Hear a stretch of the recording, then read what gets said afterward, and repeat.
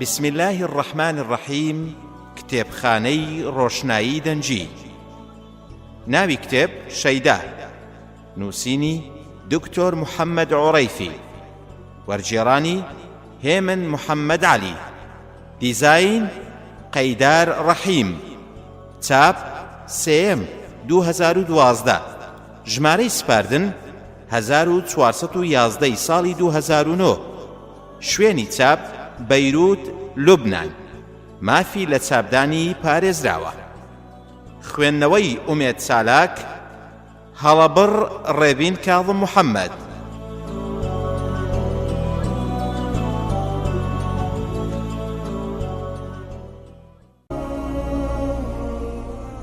بەشێک لە نووسراوە زێڕینەکانی دکتۆر محەممەد عەریفی بە هەڵەداوان ڕایان دەکرد. پەشۆکا بوون، دەیانوت کوا پزیشک، نەشتەرەکان بێنن، خێراکەن بەنجەکە بێنن. هەموو دەیانوت مەترسە، نەشتەرگەریەکی سووکە. ئێستا دڵی شەیدایەک لەت دەکەن کە ئارەزوو یاری بە شادەمارەکانی کردووە. شەهوەت مول لە خوێنەکانی وروژاندووە. دنیا لە کون و قوشبنی دڵیدا ڕەجیدا کوتاوە. گەورەترین تارماییش کە لێی دەترسێت دێوەزمەی مەرگە. دڵێکی تریش لەت دەکرێت، بەڵام ئەم دڵەیان پەیوەستە بە خوداوە، لێوان لێوە لە خۆشەویستی خوددا. هەموو هیوایەکی نزیک بوونە لە خوددا. ڕووی داواکاریەکانی تەنها دەکاتە خوددا. بە هەموو قەزا و قەدەرێکیشی ڕازیە. ئەم کتێبە گەشتێکە لە نێوان ئەم دوو دڵەدا، نیگایەکە ڕووە و جیهانی نەخۆشخانەکان و حاڵ و هەواڵی نەخۆشەکان.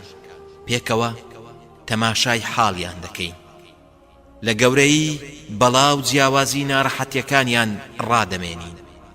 ئەم کتێبە چەند پەیام و وشەیەکە بۆ نەخۆش و پزیشک و ئەو کەسانەی کە نەخۆشیان هەیە.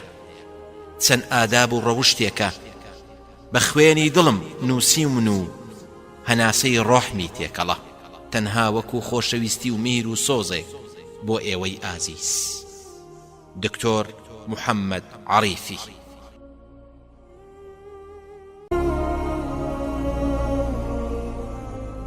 پێشەچی بەناوی خوای بەخشندەی میهرەبان، سوپاس و ستایش بۆ خودای پەروەردگار، درود و سڵاو بۆ سەرجانی پێغەمبەری سەروەر و نازدار صلی الله عليه وسلم.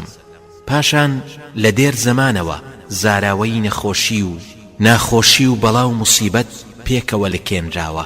بۆیە ئەم فەهمە دەرگای لە ڕووی ئیجابی بوونی نەخۆشیدا داخستووە.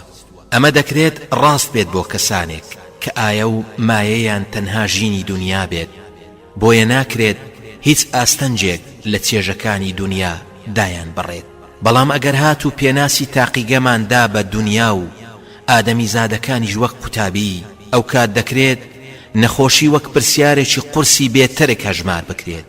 بەدیهێنەری بوونەوەر خودایەکی دانا و دادپەروەرە، ئاگاداریشە بە ختورەی دڵی بەندەکانی. بۆیە لە کاروانی پێغەمبەراندا ئەیوب سەلامی خوای لێبێت دەبینرێت، تا هیچ کات گومانی خراپ بە نەخۆشەکان نەبین و خەیاڵمان دوور نەڕوات. چونکە ئەگەر نەخۆشی سزا بوایە، نەدەکرا پێغەمبەرێکی وەکو ئەیوب سەلامی خوای لێبێت پێوەی جیرۆ دەبوایە. نەخێر، دەبوایە دڵتەنجێکیش ڕووی تێنەکردنایە، بەڵکو بە پێچەوانەوە. دەبێت ئەیوب سەلامی خوای لێبێت سەرمەشق و پێشەوای نەخۆشەکان بێت، چونکە ئەم جۆرە کەسانە مەدالیای ڕێزداری بەسەر سنجیاندا هەڵواستراوە. لە ڕووی فەسلەجیشەوە لاشە لە کاتی نەخۆشیدا لە هەموو کاتێک چوست و چالاکترە و ئامادەی پارێزگاریە. دواتریش خوێن و ماسوولکە و بەشە زیان لێکەوتوەکانی تر بە شێوەیەکی سەرسوڕهێنەرتر نۆژەن دەکرێنەوە، چاکتر لە پێش نەخۆشیەکە. هەروەک عەرەب دەڵێت ئەو لێدانەی کە ناتخات و لە ناوت نابات بەهێزترت دەکات. لە نمونەی هەڵامەتێکەوە کە ساڵانە لانی کەم 2 تا 3 جار هێزەکانی بەرگری ناوخۆی لاشە ڕادەسڵەچێنێت. نەبادا پشتێن شل بن بەرامبەر بە مەترسیە دەرەکیەکان. بەلایەکی تر هەر کات پەروەردگار بەندەیەکی ئاڵتون ئاسازە خاو بدات عیارەکەی بەرز دەکاتەوە بۆ 24 کە نەدەکرا بەبێ ئەو ئاگر و کوورەی نەخۆشیە پێی بگەیشتایە. هەر کاتێکیش نیعمەتێکی لە بەندەیەکی سند بێتەوە لەلایەکی ترەوە بۆی قەرەبوو کردوتەوە.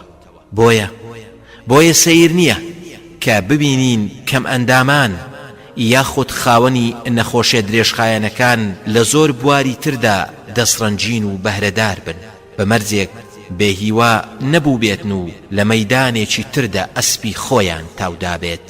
تەنانەت زانایانی بەرز و پێشەوایانی کەم وێنەیان لێ دەرچووە بۆ پزیشکانی بەڕێزیش کە ڕێزی چارەسەری ئەم گرۆهە هێژایەیان پێسپێردرا دەبێت هەست بە گەورەی و قورسی ئەرچی سەرشانیان بکەن لە ڕێزگرتن و دڵسۆزی و بایەخ و بەدەمەوە چوونیاندا.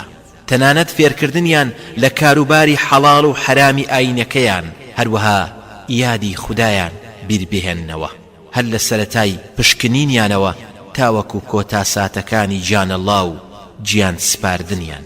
بۆیە ناکرێت بەندەیەکی لاوازی نەخۆش یان ساخ باڵسەنگاندنی عەقڵی کەم تەرخەمی خۆی هەموو حیکمەتەکانی پەروەردگاری لەلا ئاشکرا بێت، بەڵکو دەبێت ویردی سەرزمانی لا حول ولا قوة إلا بالله بيت چونك دبيت دڵنیابین وعسى أن تكرهوا شيئا وهو خير لكم.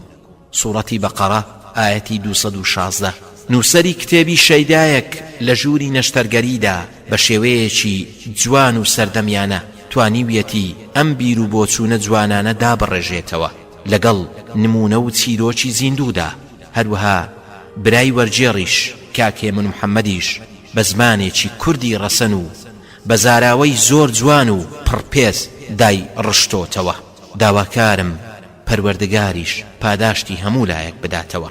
دکتۆر عەبدولواحد محەممەد ساڵح پسپۆری نەشتەرگەری گشتی و مامۆستای کۆلێژی پزیشکی لە زانکۆی سلێمانی.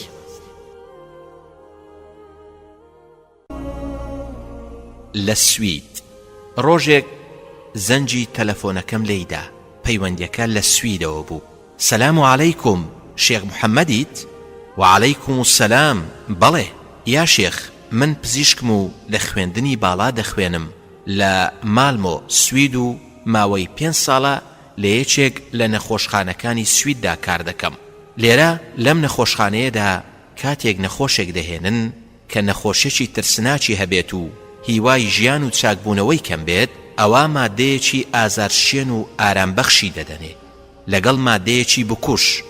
نەخۆشەکە ماوەی 2 ڕۆژ ئەو پەڕی 3 ڕۆژ دەمێنێتەوە و دەمرێت، پاشان دەدرێتەوە بە کەسوکاری و ئەوانیش وا دەزانن مردنەکەی بە شێوەیەکی ئاسایی و سروشتی بووە، بەڵام لە ڕاستیدا کوژراوە. وتم پەنا بە خودا. قسەکانی پێبڕیم و وتی ببوورە یا شێخ، پرسیارەکەم تەواو نەبووە. یا شێخ، ئەمڕۆ لە بەشی فریاکەوتنی کتوپڕ بووم. نەخۆشێکی موسڵمانیان هێنا کە سویدی بەڕەچەڵک پاکستانی بوو. ئەو نەخۆشە بەدەست یەکێک لە نەخۆشیە ترسناکانەوە ئەیناڵاند و شوێنەواری نەخۆشیەکە بەلاشەیەوە دیار بوو. پێشکەمێک بردیانە ئەو بەشەی کە تایبەتە بەو نەخۆشیانە و ئەو دەرمانە بکوژەیان پێدا. چی لەسەر من پێویستە یا شێخ؟ ئایا کە سوکاری نەخۆشەکە ئاگادار بکەم یان نا؟ باسی چەندان کەسی کرد کە بەو شێوەیە کوژرابوون، هەروەها باسی ئازار و ناڕەحەتیەکانی دەکرد. کەسەکەش خۆی کەسێکی سۆزدار و دڵناسک بوو، چەندان ڕووداوی لەو شێوەیەی جێڕایەوە. بەڵام من بیر و ئەندێشەم بۆ دوور ڕۆیشت. بینم کردەوە ژیان لەلای ئەمانە چی دەنوێنێت. پەرداخی ئارەق و گۆرانی و ڕابواردن و کاتێکیش یەکێکیان لەبەر نەخۆشی و ئازار توانای ئەو کار و تاوانانەی نامێنێت، وا دەبینن کە پێویست ناکات ئیتر ئەو کەسە بە زیندویی بمێنێت. ئەی بۆچی دەژین؟ بەڵێ بۆچی دەژین؟ جیاوازی بکە لە نێوان ئەو کەسەی دەخوات بۆ ئەوەی بژیت لەگەڵ ئەو کەسەی دەژیت بۆ ئەوەی بخوات. نازانن کەمانەوەی ئەو کەسە بە زیندویی هەرچەندە نەخۆش و پەکەوتەش بێت، خودای گەورە پلەی پێبەرز دەکاتەوە. هەر سوبحان اللهیەک کە دەیڵێت خێر و چاکەیە بۆی، بەوتنی هەر ئەلحەمدولیلایەک خێری دەست دەکەوێت. هەر ئازارێک کە تووشی دەبێت تەنانەت دڕچێشیش ئازاری بدات ئەوە خودای گەورە گوناه و تاوانەکانی پێدەسڕێتەوە. چەندان کەس نەخۆشی و ئازار بۆیان بووە بەو دەرگایەی کە لێوەی دەستنە بەهەشتەوە. تاقیکردنەوە و ناڕەحەتی و نەخۆشیش بەردەوام تووشی ئیمانداران دەبێت هەتا ئەو کاتەی کە خودای گەورە وازی لێدێنێ و بەسەر زەویدا دەڕوات و هیچ تاوان و گوناهێکی پێوە نامێنێت. ئیمامی ئەحمەد ڕەحمەتی خودای لێبێت دەفەرمێت ئەگەر تاقیکردنەوە و ئازار و ناڕەحەتی نەبوایە ئەوە بەڕەنجەڕۆیی و دەست بەتاڵیەوە دەچوینەوە بۆ لای پەروەردگار. پێغەمبەری خوددا صلی الله علیه وسلم فەرموویەتی ئیماندار تووشی هیچ ماندووبوون و خەم و خەفەت و ئازارێک نابێت هەتا دڕچێشیش بە قاچیدا بچێت ئەوە خوددا لە بڕی ئەم شتانە هەندێک لە گوناهەکانی دەسڕێتەوە. هەروەها دەفەرمێت ئیماندار بە بەردەوامی لە ڕووی کەس و کار و ماڵ و منداڵەوە تاقی دەکرێتەوە هەتا بە دیداری خودای پەروەردگار دەگات و هیچ گوناهێکی پێوە نامێنێ. هەروەها پێغەمبەری خوددا صلی الله علیه وسلم دەفەرمێت خەڵکی لە ڕۆژی دواییدا کاتێک پاداشتی ئەو کەسانە دەبینن کە بە بەڵا و ناڕەحەتی تاقی کراونەتەوە حەزیان دەکرد پێستی لاشەیان بە مقاش لێ بکرایەتەوە. ئەنەس ڕەزای خۆی دەبێت لە پێغەمبەرەوە صلی الله علیه وسلم دەجێڕێتەوە کە فەرموویەتی گەورەی پاداشت لە گەورەی تاقیکردنەوەدایە. خوددا کاتێک نەتەوەیەکی خۆش بیست تاقییان دەکاتەوە. ئەوەی ڕازی بێت ڕەزامەندی خودای دەست دەکەوێت و ئەوەش کە تووڕە بێت و ناڕازی بێت ئەوە تووڕەی خودایی لەسەرە. هەروەها لە فەرمودەیەکی تردا پێغەمبەری خوددا صلی الله علیه وسلم دەفەرمێ کاری ئیماندار جێگەی سەرسوڕمانە هەموو کاروبارێکی خێر و چاکەیە ئەمەش تەنها بۆ ئیماندارە. کاتێک کە تووشی خۆشی دەبێت سوپاسگوزاری خوددا دەکات و پاداشی بۆ هەیە و کاتێکیش کە تووشی ناخۆشی دەبێت ئارام دەگرێت و پاداشتی بۆ هەیە. هەموو فەرمانێکی خوددا بۆ موسڵمان خێر و چاکەیە. پێش ئەوەی بچمە ناوەڕۆک و قوڵایی ئەم کتێبەوە بە هەموو نەخۆشیێک دەڵێم نەخۆشیەکەت هەرچیەک بێت ڕازی بە بەو بەشەی خودای گەورە پێی بەخشیوی و بزانە ئەگەر ئارام بگریت لەسەر نەخۆشی و ناڕەحەتیەکەت ئەوە ئەو نەخۆشی و ناڕەحەتیە دەبێتە هۆی سڕینەوەی گوناهەکانت هەروەها دەبێتە هۆی بەرزبوونەوەی پلە و پایەت لە بەرامبەر ئەو کەسانەدا کە سەردانت دەکەن ڕەزامەندی دەرببڕە بۆ ئەوەی بزانن کە خودای پەروەردگار بەندەی وای هەیە کە خودای خۆیان خۆش دەوێت هەروەها ڕازین بە بەشی خوددا و ئارام دەگرن لەسەر ناڕەحەتیەکانیان. خوداش لە لای دانیشتوانی ئاسمان شانازی بەم کەسانەوە دەکات و دەیان کات بە پێشەنگ و پێشەوە بۆ خەڵکی سەرزەوی. ئایا تۆ لەو کەسانەی؟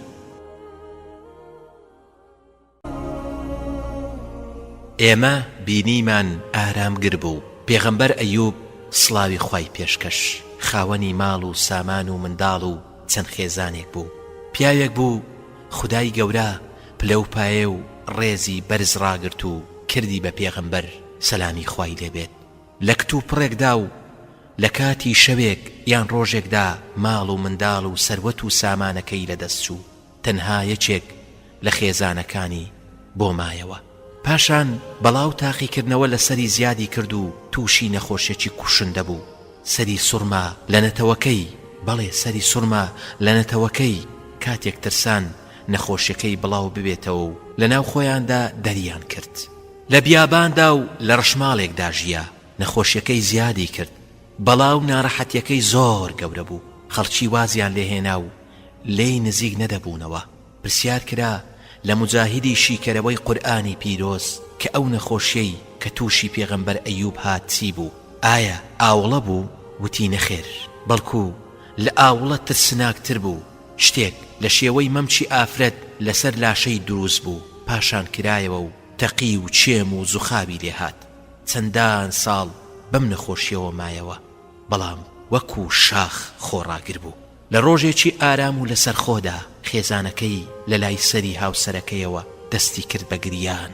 بەڵێ دەستی کرد بە گریان. ئەیوب سەلامی خوای پێشکەش پرسیاری لێکرد و وتی بۆچی دەگریت؟ چی دەتگریێنێت؟ خێزانەکەی وتی بیری ئەو هەموو ناز و نیعمەت و بەرزی و بەڕێزیەم کردەوە کە تیایدا بووین. پاشان کە سەیری ئەم حاڵەی ئێستامانم کرد گریام. ئەیوب سەلامی خوای لێبێت پێی فەرموو چەند ساڵ لە ناز و نیعمەتدا بووین؟ خێزانەکەی وتی 70 ساڵ. فەرمووی ئەی چەند ساڵە لەم تاقیکردنەوەیە داین؟ خێزانەکەی وتی 7 ساڵ. فەرمووی دەی ئارام بگرە، هەتا 70 ساڵیش لەم تاقیکردنەوەیەدا دەبین، هەروەک 70 ساڵ لە خۆشی و کامەرانیدا بووین. پاشان دڵتەنجی و ناڕەزایی خۆت دەرببڕە و لە خوددا بپاڕێەوە. کات تێپەڕی ئەیوب درود و سڵاوی خوای پێشکەش لەسەر جێگە و بە نەخۆشیەوە هەر ئەمدی و ئەو دیوی دەکرد، بەڵام پاڵەوان بوو، خۆڕاگر و بە ئارام بوو. لە کاتی نەخۆشیەکەیدا ئەگەر بەلایدا تێپەڕیتایە دەتبینی کە گۆشتی لاشەی هەڵدەوەری، بەڵام وەک دار خورمایەک کە لەسەر شاخێک بێت ئاوا خۆڕاگر و بەهێز بوو. ڕەشەبا و تۆفان نەیان دەتوانی هەڵی کێشن، تەنانەت نەیان دەتوانی بشی جوڵێنن. زمانێکی هەبوو بەردەوا یادی خودای پێدەکرد. خاوەن دڵێکی سوپاسگوزار بوو، جەستەی ئارامگر بوو، چاوی بە ئەسرین بوو، لە ترسی خوددا دەگریا، بەردەوام دەپاڕایەوە و نەیدەهێشت شەیتان پێی دڵخۆش بێت. ڕۆژێک دوو پیا و بەنزیشدا تێپەڕین.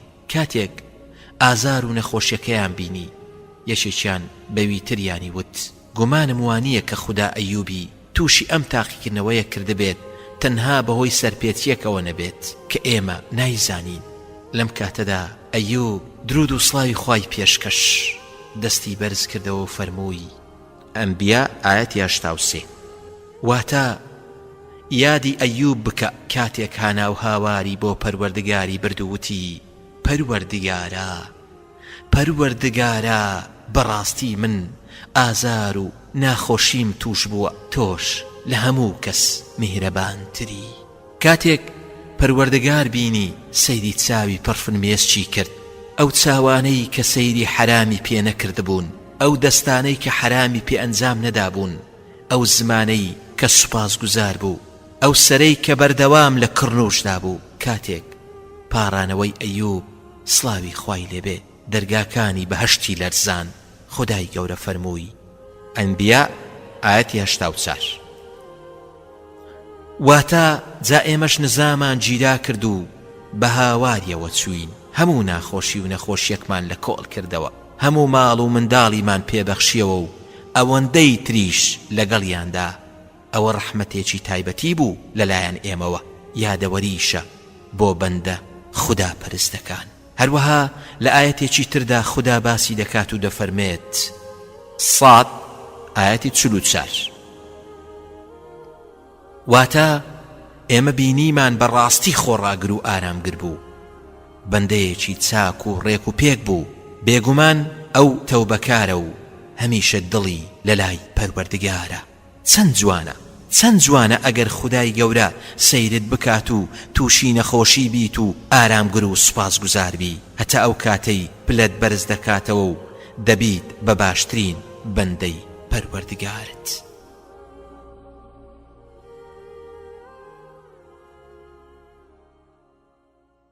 عوروەی کوڕی زوبەیر لە گەورە تابعینیەکان بوو، کوڕی هاوڵی بەڕێز زوبەیری کوڕی عەوام بوو. قاچێکی تووشی نەخۆشی خۆرە بوو، ئێسقانەکانی قاچی خۆرە لێدان و گۆشتەکەی لێدەبەوە و هەڵدەوەری.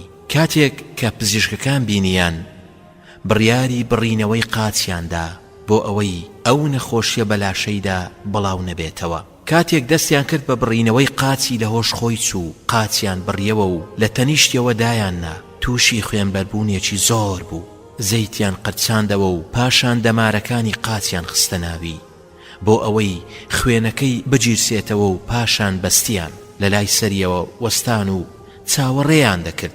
کاتێک بەهۆش هاتەوە سەیری قاچە براوەکەی کرد کە لە ناو تەشتێکدا و لە خوێنی خۆیدا مەلەی دەکرد و وتی خوددا دەزانێت کە هەرگیز هەنگاوم پێت نەناوە بۆ ئەنجامدان هیچ خراپە و تاوانێک. خەڵکی دەستە دەستە دەهاتنە سەردانی و سەرخۆشیان لێ دەکرد و سەبارەت بە قاچە براوەکەی. کاتێک قسەیان زۆر بۆ کرد، چاوەکانی بۆ ئاسمان بەرز کردەوە وتی خوددایە 4 پەلت پێداوم دوو قاچ و دوو دەست پەلێکت لێ سەندوومەتەوە و سیانت بۆ هێشتوومەتەوە سوپاست دەکەم کە سێ پەلت لێ نەسەندوم و پەلێکم بۆ بهێڵیتەوە. 7 کوڕیشی هەبوو بە دەوریەوە بوون و خزمەتیان دەکرد. یەکێک لە کوڕەکانی لەبەر پێویستیەک دەچێتە تەویلەی ئەسپەکانەوە و بەدوای یەکێک لە ئەسپەکاندا تێدەپەڕێت و ئەسپەکە هەڵدەچێت و تووڕە دەبێت و بەسمەکانی لە کوڕەکە دەدات و بەرزچی دەکەوێت و دەیکوژێت. خەڵکی دەیکەن بە هاوار هاوار و هەڵی دەگرن. کاتێک دەیشۆن و کفنی دەکەن باوچی دێت و خۆی دەدات بەسەر گۆچانەکەیدا بۆ ئەوەی نوێژی لەسەر بکات. کاتێک جگەرگۆشەکەی بینی وتی ئەی پەروەردگار ئەی پەروەردگار من 7 کوڕم هەیە یەکێکیانت بردەوە و 6یانت بۆ هێشتوومەتەوە سوپاست دەکەم کە 6یانت نەبردەوە و یەکێکیانم بۆ بهێڵیتەوە. چ ڕەزامەندیەک ئەوەندە جوانە، چ ئارامگریەک ئەوەندە بەرزە. کەسی وا هەیە سچی ژان دەکات هاوار دەکات و بێزاری دەردەبڕێت بەڵام ئەوەی بیر چووە کە سەر و قاچی ساغە. کەسی وا هەیە چاوی نەخۆشە بەڵام بیری چووە کە دەم و زمان و گوێی ساغە. سوپاسی خوددا بکە کە تووشی نەخۆشیەکی کردویت و بە چەندان نەخۆشی تاقی نەکردویتەتەوە. سوپاسی پەروەردگارت بکە کە ئەو هەموو فەزڵ و ناز و نیعمەتەی بەسەردا ڕژاندووی. سوپاسی بکە، سوپاسی ئەڵڵا بکە. هەر ئەوەندە بەس نییە و هیوای زیاترمان بە تۆی بەڕێسەیە. دەمانەوێت سەرمەشق و پێشەنگ و ڕێنیشاندرا و ڕێگەنیشاندەر بیت بۆ خەڵکانی تر. کاتێک نەخۆشێکی دڵشکاو دەبینیت دەبێت دڵی شکاوی چاک بکەیتەوە و دڵتەنجیەکەی نەهێڵی. کاتێک کەسێک دەبینیت کە زۆر سکاڵای حاڵی خۆی دەکات دەبێت ئامۆژگاری بکەیت و دڵی خۆش بکەیت. تۆ ئەگەر نەخۆشیت ببە بە خێر و ئامۆژگاری کار بۆ خەڵکی. پشتیوان بە خوددا تۆی بەڕێز شیاوی ئەو کارەی.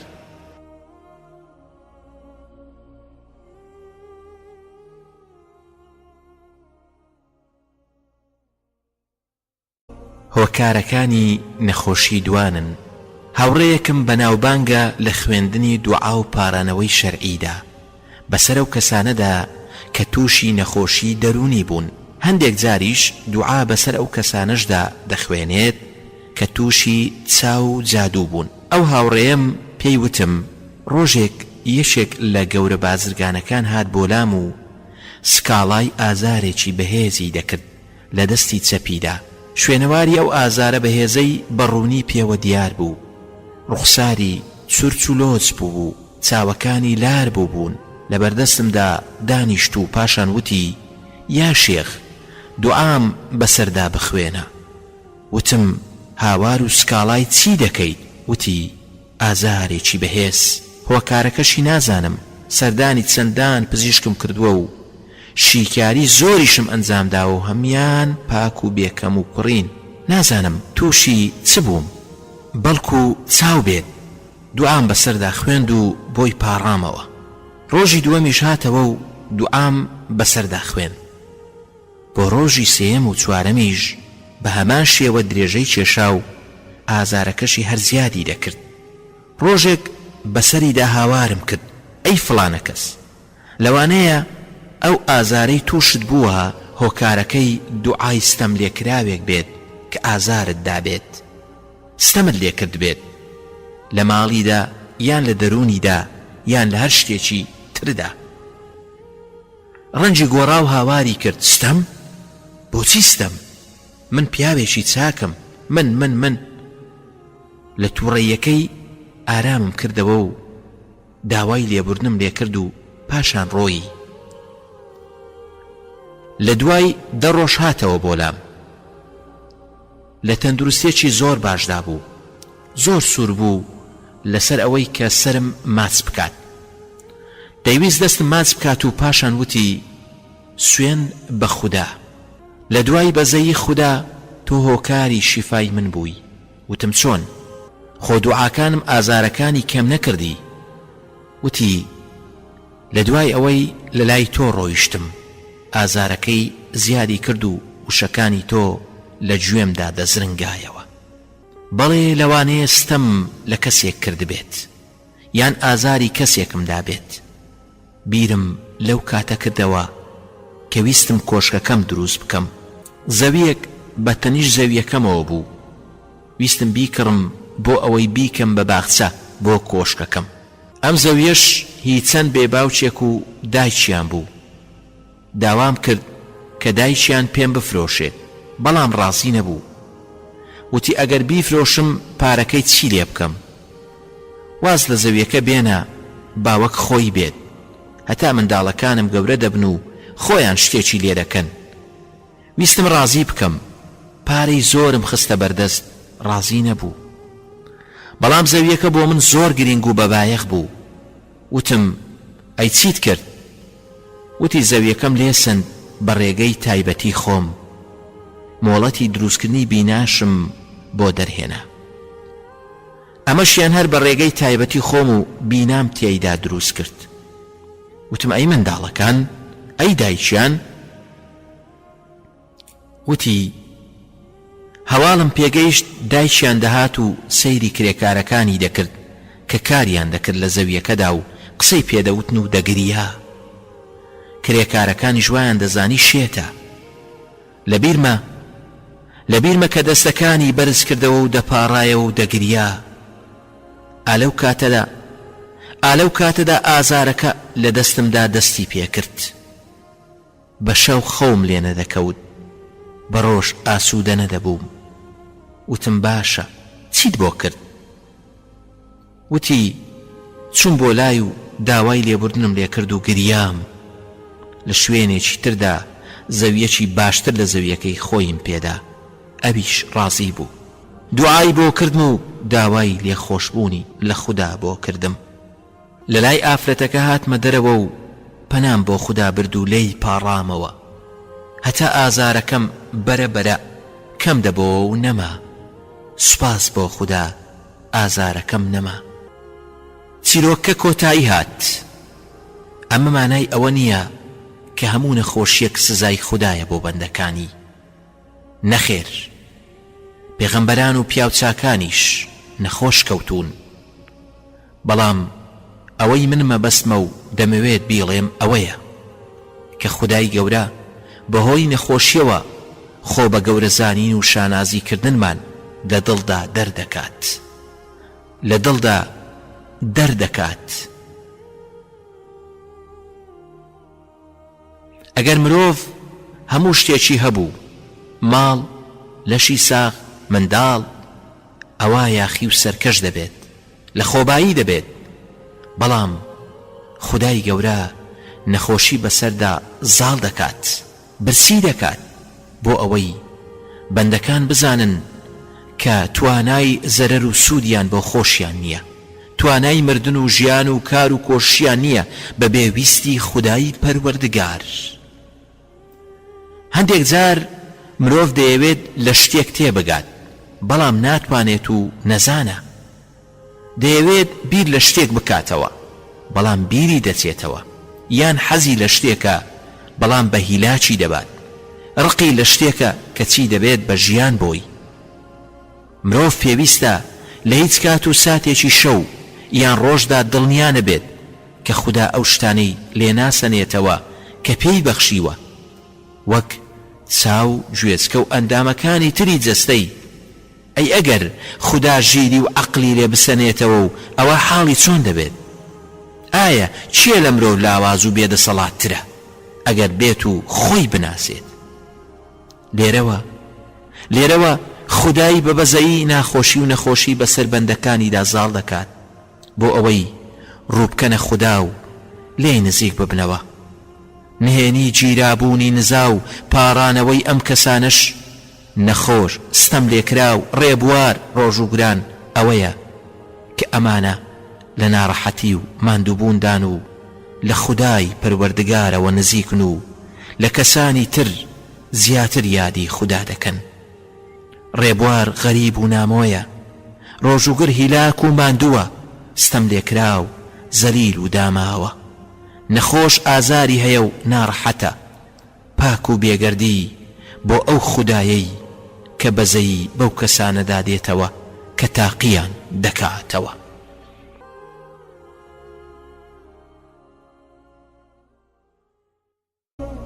لە نەخۆشخانەی دەرونیدا لە گەشتێکمدا بۆ یەکێک لە وڵاتەکان بۆ ئەوەی چەند وتار و ئامۆژگاریەک پێشکەش بکەم. ئەو وڵاتەش بەناوبانگ بوو بەوەی کە نەخۆشخانەی زۆر گەورەی تێدایە بۆ نەخۆشیە دەرونیەکان، ئەو نەخۆشیانەی کە خەڵکی بە شێتی ناوی دەبن. بەیانیەکەی دوو وتارم پێشکەش کرد. هێشتا کاتژمێرێکی مابوو بۆ نوێژی نیوەڕۆ. عەبدولعەزیزم لەگەڵ بوو کە یەکێک بوو لە بانکخوازە بەناوبانگ و دیارەکان. ئێمە لە ئۆتۆمبیلدا بووین، لام کردەوە بەلایدا وتم مادام کاتمان بەدەستەوەیە حەز دەکەم بچم بۆ شوێنێک. وتی بۆ کوێ؟ وتم نەخۆشخانەی نەخۆشیە دەرونیەکان. پێکەنی وتی بۆچی؟ دەتەوێت لە عەقڵ و ژیریت دڵنیابیت؟ وتم نا، بەڵام سوودی دەبێت بۆمان. پند و ئامۆژگاری لێوەردەگرین، زیاتر نیعمەتەکانی خودای پەروەردگارمان بۆ دەردەکەوێت. عەبدولعەزیز بێدەنگ بوو، بیری لە حاڵی ئەو نەخۆشانە دەکردەوە. هەستم کرد زۆر غەمبار بوو، چونکە کەسێکی زۆر نەرمونیان و بەسۆز بوو، زیاد لە پێویست کەسێکی سۆزدار بوو. چوین بۆ ئەوێ و ڕوومان کردە بینایەک کە وەک ئەشکەوت وا بوو، بە درەخت چواردەورە درابوو، وەک شێوەی تارمایی و شەبەحێک دەردەکەوت. یەکێک لە پزیشکەکان پێشوازی لێکردین، بە خێراتنی کردین و پاشان بە نەخۆشخانەکەدا جێڕاینی. پزیشکەکە دەستی کرد بە قسەکردن دەربارەی ناڕەحەتی و ناخۆشی نەخۆشیەکان. پاشان وتی ئەوەی من بۆتانی باز دەکەم وەک ئەوە نییە کە بە چاوی خۆتان بیبینن. بردمانی بۆ یەکێ لە ڕاڕەوەکان. لێرە و لەبێ گوێبیستی چەندان هاوار و دەنگ بووین. ژووری نەخۆشەکان بەمبەر و ئەو بەری ڕاڕاوەکەدا دابەش کرا بوو. لە لای ڕاستدا بەلای ژوورێکدا ڕۆیشتین. سەیری ژوورەکەم کرد و زیاتر لە 10 جێگەی چۆڵی تێدا بوو. تەنها جێگەیەک نەبێت پیاوێکی لەسەر ڕاکشا بوو، دەست و قاچی دەجوڵان. ڕوم کردە پزیشکەکە و لێم پرسی ئەمە چییە؟ وتی شێتە، تووشی پەرکەمیش دێت. لە ماوەی 5 یان 6 کاتژمێرێکدا پەرکەم لێی دەدات. وتم لا حول ولا قوة إلا بالله. لەکەیەوە بەم شێوەیەیە؟ وتی 10 ساڵ زیاترە. هەست و سۆزم لە دەروونمدا شاردەوە. بە بێدەنجی هەنگاوم ناو ڕۆیشتم. لە دوای چەند هەنگاوێک بەلای ژوورێکی تردا ڕۆیشتین و دەرگاکەی داخرا بوو. لە دەرگاکەیدا کرانەوەیەک یان پەنجەرەیەکی بچووکە بوو. پیاوێک لە ژوورەوە دیار بوو. هەندێک ئاماژەی بۆ کردین کە لێی تێنەدەگەیشتین. چاوم بە ژوورەکەدا جێڕا، زەوی و دیوارەکانی ڕەنجێکی کاڵی هەبوو. پرسیارم کرد ئەمەیان چییە؟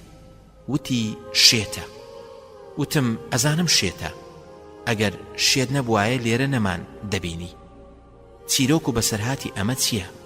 وتی ئەم پیاوە کاتێک دیوار دەبینێ تووڕە دەبێت و بەدەست و قاچی لە دیوارەکان دەدا و جاری واشەیە سەری بە دیوارەکاندا دەچێشێت. ڕۆژێک پەنجەکانی دەشێت، ڕۆژێک قاچی، ڕۆژێک سەری، ڕۆژێک نەمان توانی چاری بکەین. لەم ژوورەدا بەندمان کردووە و هەر وەک دەیبینی زەوی دیوارەکانیشمان بە ئیسفەنجدا پۆشیوە، چۆن دەیەوێت با بە دیوارەکاندا بچێشێت. پاشان پزیشکەکە بێدەنگ بوو وا لە پێشمانەوە ڕۆیشت. بەڵام من و عەبدولعەزیز وەستا بووین و لەبەر خۆمانەوە قسەمان دەکرد و دەمانوت الحمد لله الذي عافانا مما ابتلاك به. پاشان ڕۆیشتین هەتا گەیشتینە ژوورێک زیاتر لە 30 پیاوی تێدا بوو. هەر یەکە بە شێوازێک هەبوو بانجی دەدا، هەبوو گۆرانی دەوت، ئەوی تریان سەمای دەکرد، ئەوی تر هەر ئاوڕی دەدایەوە. لە نێویاندا 3 کەس هەبوون کە لەسەر کورسی دایان نیشاندبوون و دەست و قاچیان بەسترا بوونەوە و سەیری ئەملاو ئەولایان دەکرد و هەوڵی کردنەوەی خۆیان دەدا و نەیان دەتوانی. سەرم سوورما و لە پزیشکەکەم پرسی ئەمانە چین؟ بۆچی تەنها ئەم سیانە بەستراونەتەوە؟ وتی ئەمانە هەر شتێک لە پێشیانەوە بێت لێی دەدەن. پەنجەرە و دەرگا دەشێنن لەبەر ئەوە لە بەیانیەوە تا ئێوارە بەم شێوە دەیان بەستینەوە. وتم ماوەی چەندێکەوان؟ وتی ئەوەیان 10 ساڵە، ئەوی تر 7 ساڵە، ئەوی تریان تازەیە 5 ساڵە. هەر بیرم دەکردەوە سوپاس بە ئەو خودایی کە ئێمەی پاراستووە لەوەی کە ئەوان تووشی بوون. پرسیارم کرد و وتم دەرگای چوونە دەرەوە لە نەخۆشخانە لەکوێوەیە؟ وتی ژوورێک ماوە، پند و ئامۆژگاری تازەی تێدایە، وەرە. دەستی گرتم و بردمی. ئەوەی بینیم هاوشێوەی ژوورەکانی تر بوون، کۆمەڵە نەخۆشێک، هەر یەکەی بە شێوازێک، بەڵام ئەوەی جێگەی سەرسوڕمان بوو پیاوێک بوو تەمەنی زیاتر لە 50 ساڵ دەبوو، سەری سپی بوو، بە چیچکانەوە لەسەر زەوی دانیشت بوو، خۆی کوڕژ کردبووە، بە چاوێکی لار و بە تیلەی چاو سەیری دەکردین، بە ترس و لەرزەوە ئاوڕی دەدایەوە.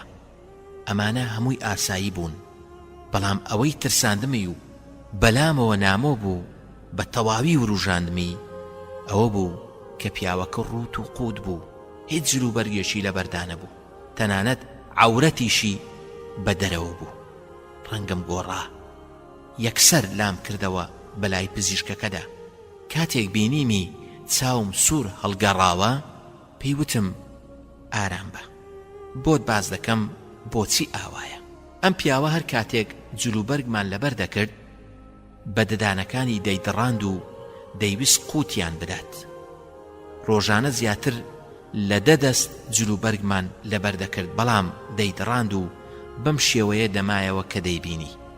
ئێمەش بەم شێوازە وازمان لێهێناوە بە هاوین و زستان، ئەو کەسانش کە بە دەوریەوەن شێتن و عەقڵیان پێناشکێت و کە بۆچی ئاوایە. هاتمە دەرەوە، نەمتوانی زیاتر ئارام بگرم. بە پزیشکەکەم وت دەرگاکەم پیشان بدە بۆ ئەوەی بچمە دەرەوە. وتی هەندێک بەشی ترماوە. وتم ئەوەی بینیمان بەسە. پزیشکەکە ڕۆیشت و منیش لە تەنیشتیەوە بە بێدەنجی دەڕۆیشتین. لەپڕ لای کردەوە بەلامدا وەک ئەوەی بیری شتێکی بکەوێتەوە کە بیری چوو بێت. وتی یا شێخ، لێرە پیاوێکەیە لە بازرگانە گەورەکان 100 ملیۆن پارەی هەیە، تووشی نەخۆشیێکی عەقڵی بووە، ماوەی 2 ساڵە منداڵەکانی هێناویانە بۆ ئێرە. پیاوێکی تری لێیە ئەندازیارە لە کۆمپانیای فڵان، کەسێکی تری لێیە کە پزیشکەکە دەڕۆیشت و هەر قسەی بۆ دەکردین دەربارەی هەندێک کەس کە زەلیل بوون لە دوای ئەوەی خاوەن پلە و پایە بوون، هەندێکی تر لە دوای دەوڵەمەندی هەژار بوون. دەڕۆیشتم و هەر بیرم دەکردەوە پاک و بێگەردی بۆ خودا کە ڕزق و ڕۆزی لە نێوان بەندەکانیدا دابەش کردووە، بەوەی کە بیەوێت دەبەخشێت یان لێی دەگرێتەوە و پێی نابەخشێت. هەندێک جار خودای گەورە ماڵ و سەروەت و سامان و پلە و پایە و ناوبانگ بە کەسێک دەبەخشێت، بەڵام ژیری و عەقڵی لێوەردەگرێتەوە. دەبینێت لە زۆربەی کەس دەوڵەمەندترە، لە زۆربەی کەس جەستەی زۆر بێهێزترە، بەڵام لە نەخۆشخانەی دەرونی یان لە شێتخانە بەند کراوە. کەسی واشەیە پلە و پایی بەرزی هەیە، ماڵ و سامانی زۆر، عەقڵ و ژیریەکی گەورە، بەڵام لەشی ساغ نییە و نەخۆشە. جاری وا هەیە کەسانێک دەبینی 20 یان 30 ساڵە لەسەر جێگا کەوتووە و ماڵ و سامان و پلە و پایە هیچ سوودێکی پێناگەێنن. وربك يخلق ما يشاء ويختار ما كان لهم الخيرة سبحان الله وتعالى عما يشركون. واتا هەر پەروەردگاری تۆیە، هەر چیەکی بوێت دروستی دەکات و هەڵی دەبژێرێت. خەڵکی ئەو دەسەڵاتەیان نییە و سەرپشک نەکراون. پاچی و بێگەردی و بڵندی بۆ خودایە لە بەرامبەر ئەو شتانەدا کە نەفامان دەیکەن بە شەریک و هاوڵ. بۆیە ئەو کەسانەی کە تووشی تاقیکردنەوە و بەڵایە کاتون زۆر بە خێرایی پێویستە بزانن کە لەلایەن پەروەردگارەوە دیاریەکیان پێبەخشراوە. ئەگەر ماڵ و سامانی زۆری پێنەبەخشیوی بە دڵنیاییەوە لەش ساغی پێبەخشیوی، ئەگەر لەشساغی پێنەبەخشیوی بە دڵنیاییەوە ژیری پێبەخشیوی لە هەموو نیعمەتەکانیش گەورەتر ئەوەیە کە ئیسلامەتی پێبەخشیوی دەی پیرۆزت بێت و خۆشی بۆ خۆت کە لە ژێر سایی ئیسلامدا دەژیت و لە ژێر سایی ئیسلامدا دەمری دەی پڕ بەدەنگ و بە بەرزی هاوار بکە و بڵێ سوپاس بۆ خوددا، سوپاس بۆ خوددا.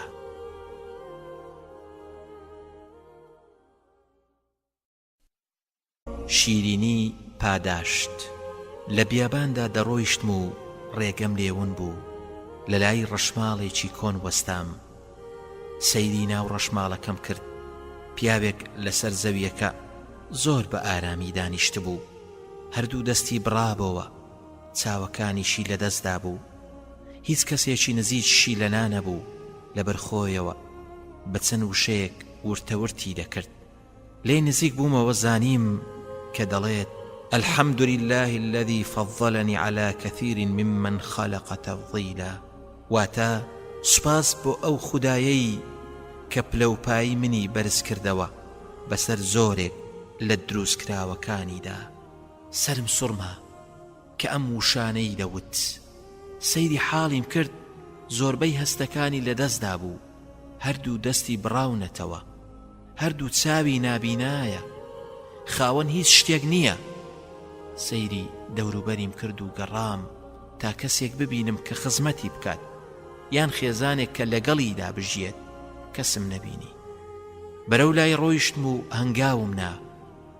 هەستی پێکردم و پرسیاری کرد چێیە؟ وتم ئەسسەلام عەلەیکوم، من پیاوێکم ڕێگەمون کردووە و لە ڕەشماڵەکەی تۆدا ڕاوەستاوم. ئەی تۆ چێی؟ بۆچی بە تەنها لێرە نیشتەجێی؟ کەسوکارت لەکوێن؟ ئەی منداڵەکانت؟ کەسوکارە نزیکەکانت؟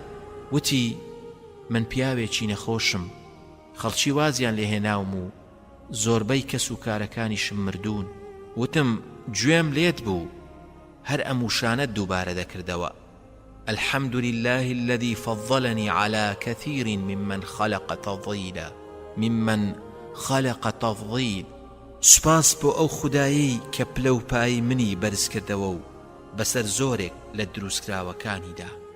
بۆ خاتری خوددا کام فەزڵ و نیعمەت تۆ نابینای، هەژاری، دەستبڕاوی، بە تەنهای. وتی بۆت باز دەکەم و تێت دەگەیەنم، بەڵام داواکاریەکم لێت هەیە. ئایا بۆم جێبەجێ دەکەیت؟ وتم وەڵام بدەرەوە و بۆم باز بکە، داواکاریەکەت جێبەجێ دەکەم.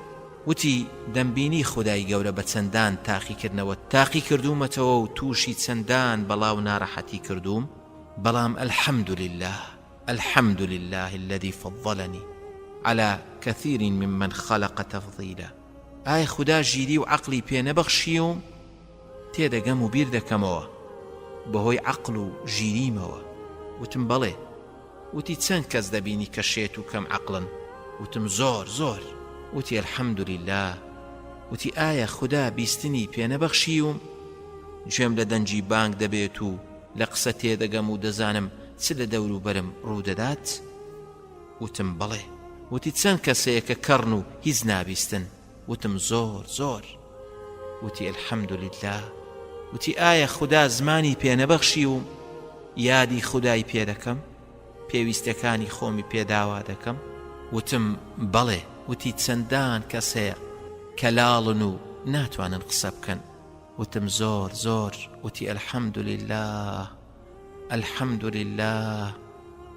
وتی ئایا خودای پەروەردگار ئیسلامی پێ نەبەخشیوم و منی نەجێڕاوە لە موسڵمانان؟ خوددا دەپەرستم و پاداشتیشم لە لای خوددایە، لەسەر بەڵاو ناڕەحەتیش ئارام دەگرم؟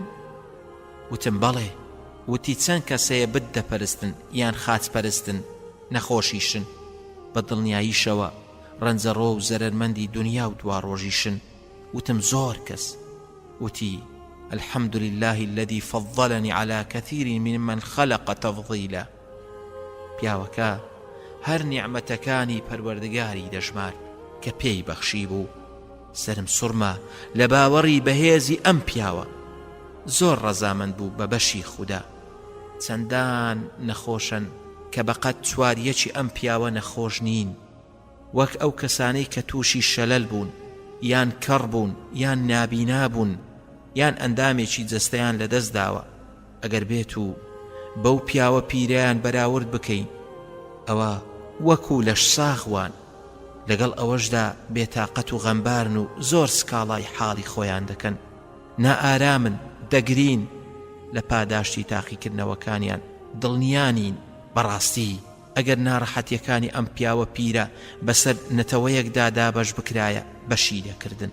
هەر بیرم دەکردەوە هەتا پیاوە پیرەکەوتی داواکاریەکەمت لەبیرە، ئایا بۆم جێبەجێ دەکەیت؟ وتم بەڵێ، پێویستی و داواکاریەکەت چییە؟ کەمێک سەری داخست و پاشان سەری بەرز کردەوە وتی کەسم لەگەڵ نییە، تەنها کوڕێکی 14 ساڵانم نەبێت، هەر ئەوە کە نان و ئاوم پێدەدات، دەستنوێژم بۆ دەشوات، بە کارەکانم هەڵدەسێت، لە بەیانیەوە ڕۆیشتووە بۆ ئەوەی خواردنم بۆ پەیدا بکات، تاوەکو ئێستا نەگەڕاوەتەوە، نازانم ماوە یان مردووە. هەروەک دەمبینی من پیاوێکی پیری نابینام و ناتوانم بە دوایدا بگەڕێم، هەواڵیم بۆ بپرسە و ئاگادارم بکە.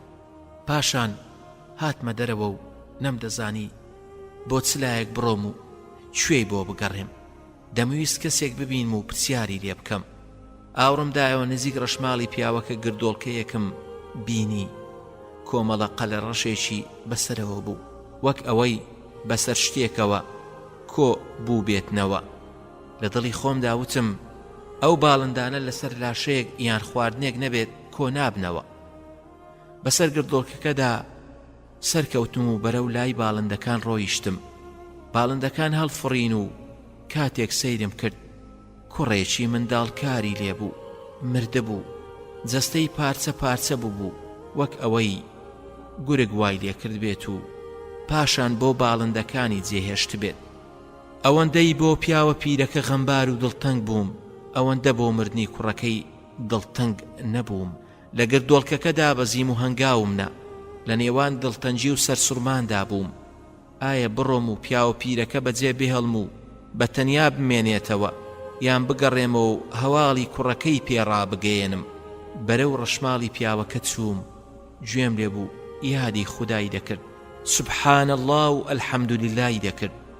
ئالەم کاتەدا ئەیوب پێغەمبەرم بیر هاتەوە. چوومە ژوورەوە بۆ لای، چۆن بەجێم هێشت بوو هەروا بوو، سڵاوم لێ کرد. ئەو هەژارە زۆر بەتاسەوە بوو. بۆ هەواڵی جگەرگۆشەکەی وتی کوا کوڕەکەم؟ وتم سەرەتا وەڵامم بدەرەوە، تۆ لە لای خوددا خۆشەویستتری یان ئەیوب سەلامی خوای لێبێ؟ وتی ئەیوب.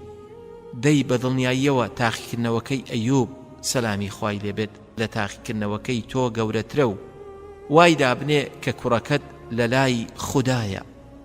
لە پاڵ چیاکەدا بە مردووی بینیم گورگ لاشەکەی خواردبوو. بە ئاه و حەسرەتەوە هاواری دەکرد و هەردەیوت لا ئیلاهە ئیلا الله. منیش هەر ئارامم دەکردەوە. پاشان هاوارەکانی زیادیان کرد و لەبەردەستمدا گیانی سپارد و مرد. بەڕاخەرەکەی ژێریدان پۆشی و چوون بۆ ئەوەی کەسێک بدۆزمەوە تا یارمەتیم بدات و کارێک بکەین و بینێژین. سێ پیاوم بینی بەسەر ئاژەڵەکانیانە وەک ڕێبوار وابوون. بانگم کردن و هاتن بۆ لام و پێم وتن ئایا دەتانەوێت پاداشتان دەست بکەوێت؟ لێرە پیاوێکی موسڵمان مردووە و کەسیشی لێ نییە، دەتوانن هاوکاری یەکتر بکەین بۆ شۆرین و بە خاک سپاردنی؟ وتیان بەڵێ. چوونە ڕەشماڵەکەوە بۆ ئەوەی لاشەکەی هەڵگرن. کاتێک ڕوخساریان بینی هاواریان کرد ئەبوو قەلابە؟ ئەبوو قەلابە کەسێک بوو لە زانا بەناو بانگەکانیان.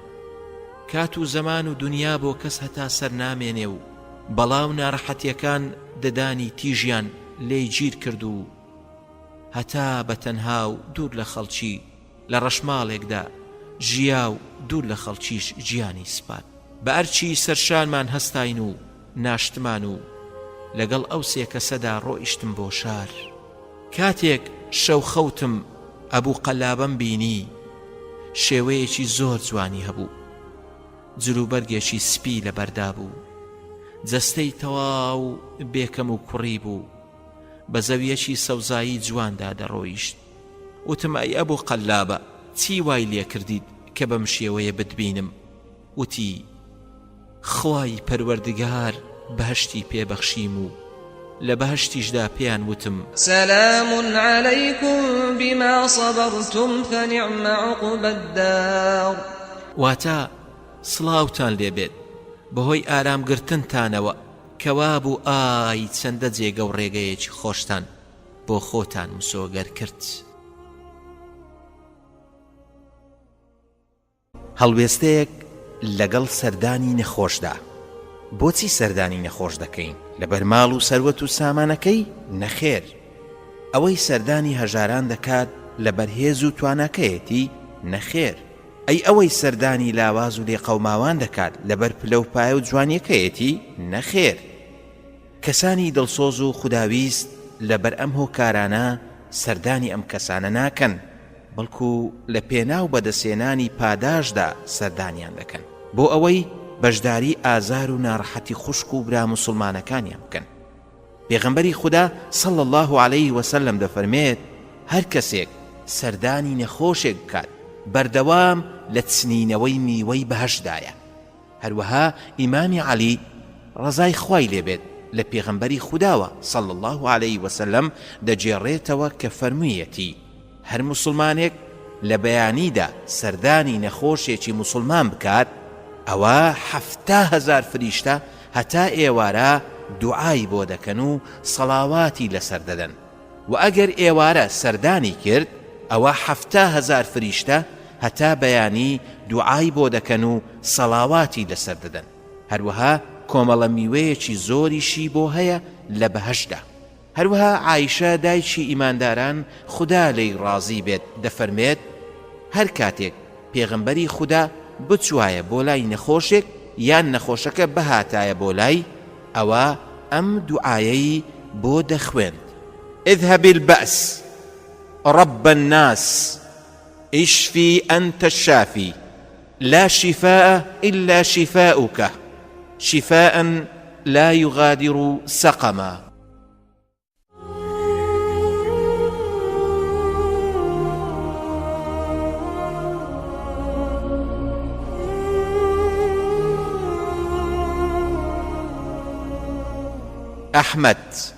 ئەحمەد منداڵێکی بچووک بوو لە باوەشی باوچیدا.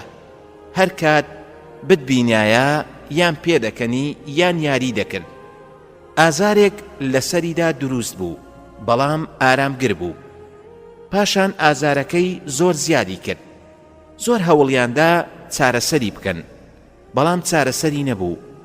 بەرەبەرە سەری هەڵدە ئاوسا و گەورە دەبوو هەتا وای لێهات لە نێوان پێستی سەری و کاسەی سەریدا چێم و زوخاو دەهاتە دەرەوە.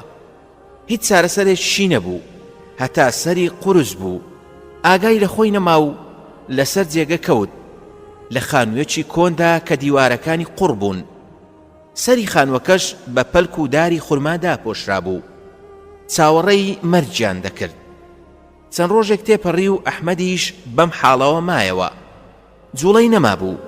لە شەوێکی تاریکدا کە چرایەک لە ژوورەکەدا دەسووتا و برایەکی ئەحمەدیش لە نزیک سەری دانیشت بوو چاودێری دەکرد. لەپڕ دوو پشکە ڕەشەیەک لە نێوان دارەکانی سەرەوەدا دەرچوو بە دیوارەکەدا دەڕۆیشت هەروەک ئەوەی بەرەو لای ئەحمەد بێت. براکەشی سەیری دەکرد بەڵام هیچ کارێکی نەکرد بۆ ئەوەی دوو پشکەکەی لێ دوور بخاتەوە. هیوای دەخواست پێوەی بدات و ئەمانیش و ئەحمەدیش بەحەسێنەوە و ڕزگاریان ببێت. دوو پشکەکە لە ئەحمەد نزیک بۆوە هەتا گەیشتە سەرسەری ئەحمەد و پێوەیدا. براکەی ئەحمەد دوورکەوتەوە و لە دوورەوە سەیری دەکرد. دوو پشکەکە کەمێک جوڵا و جارێکی تریش پێوەیدا. بە شوێنێکی تری سەریەوەدایەوە. چێم و زخاوێکی زۆر لە هەموو بەشەکانی سەریەوە هاتە خوارەوە. براکەشی بەسەر سوڕمانەوە سەیری دەکرد و واقی وڕما بوو. پاشان دوو پشکەکە بە شوێنی خۆیدا گەڕایەوە.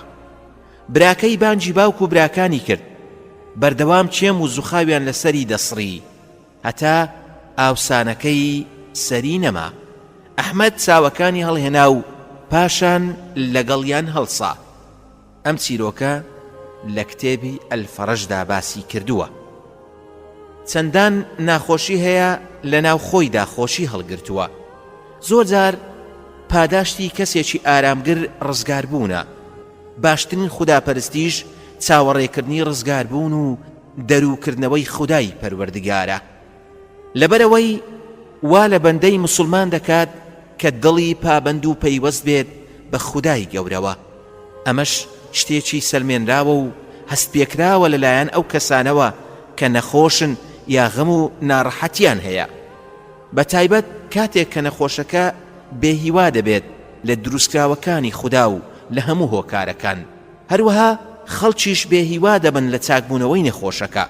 ئەو کاتەی نەخۆشەکە دڵی بە تەنها پەیوەست دەبێت بە خودای گەورەوە و دەڵێت ئەی پەروەردگارم، ئەی پەروەردگارم، هیوام بە کەس نەماوە تەنها تۆ نەبێت. پشتیوان بە خوددا شیفای بۆ دێت. بەڵێ پشتیوان بە خوددا شیفای بۆ دێت. پارانەوە و پەیوەستبوونیش تەنها بە خودداوە لە گەورەترین هۆکاری شیفا و ڕزگاربوونی نەخۆشن.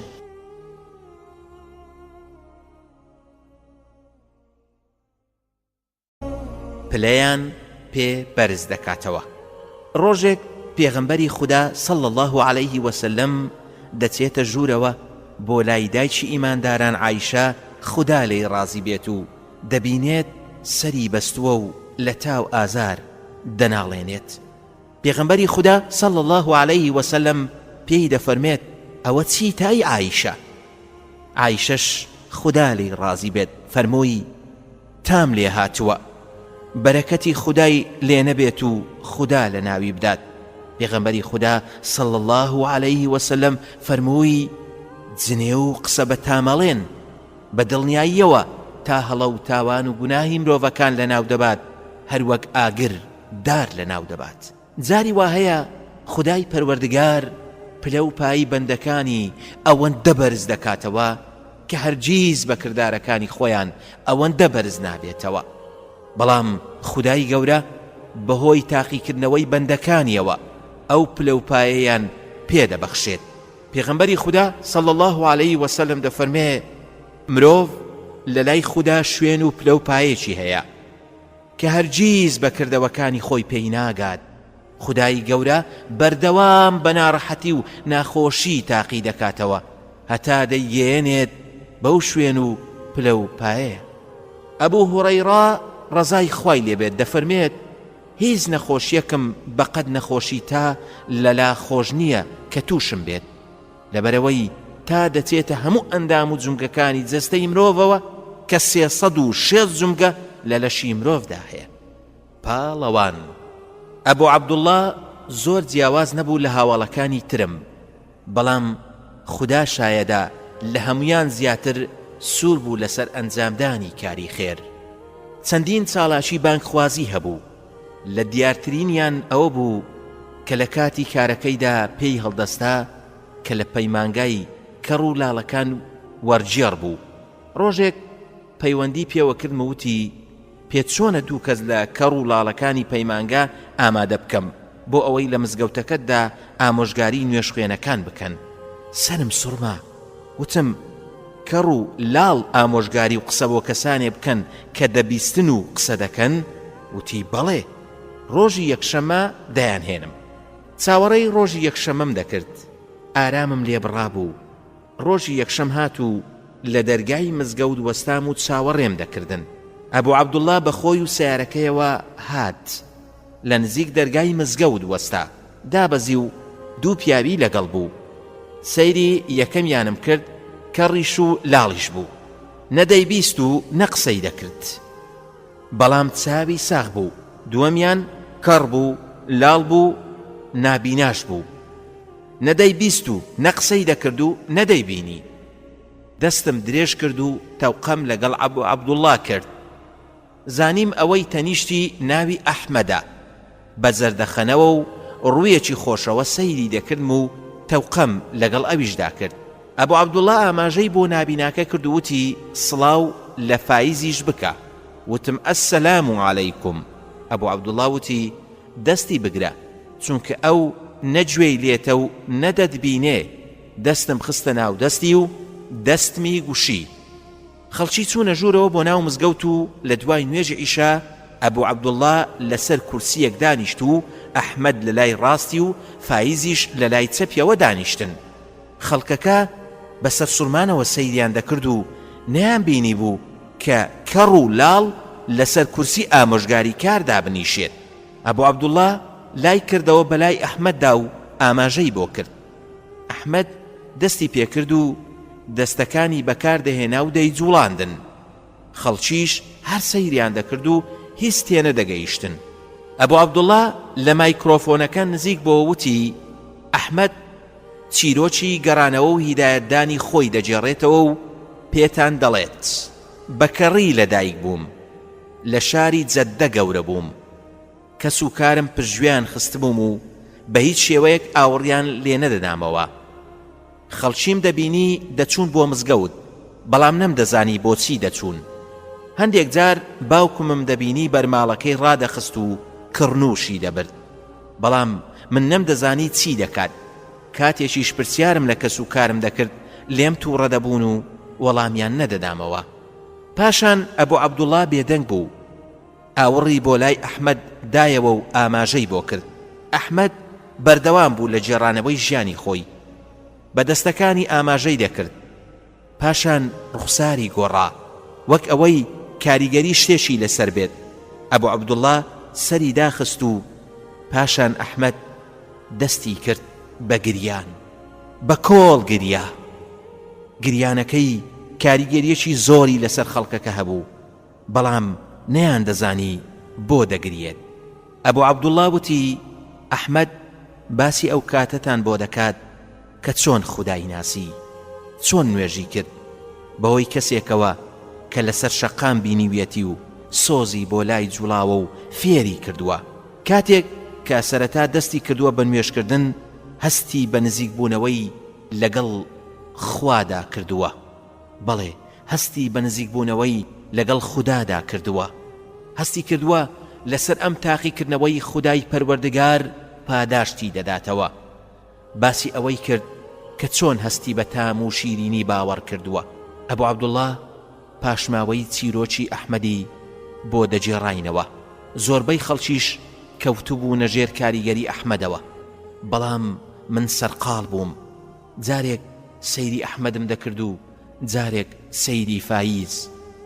لە دڵی خۆمدا دەموت ئەوە ئەحمەد دەبینێ و زمانی ئاماژەش دەزانێت و ئەبوو عەبدوڵڵاش لێی تێدەگات.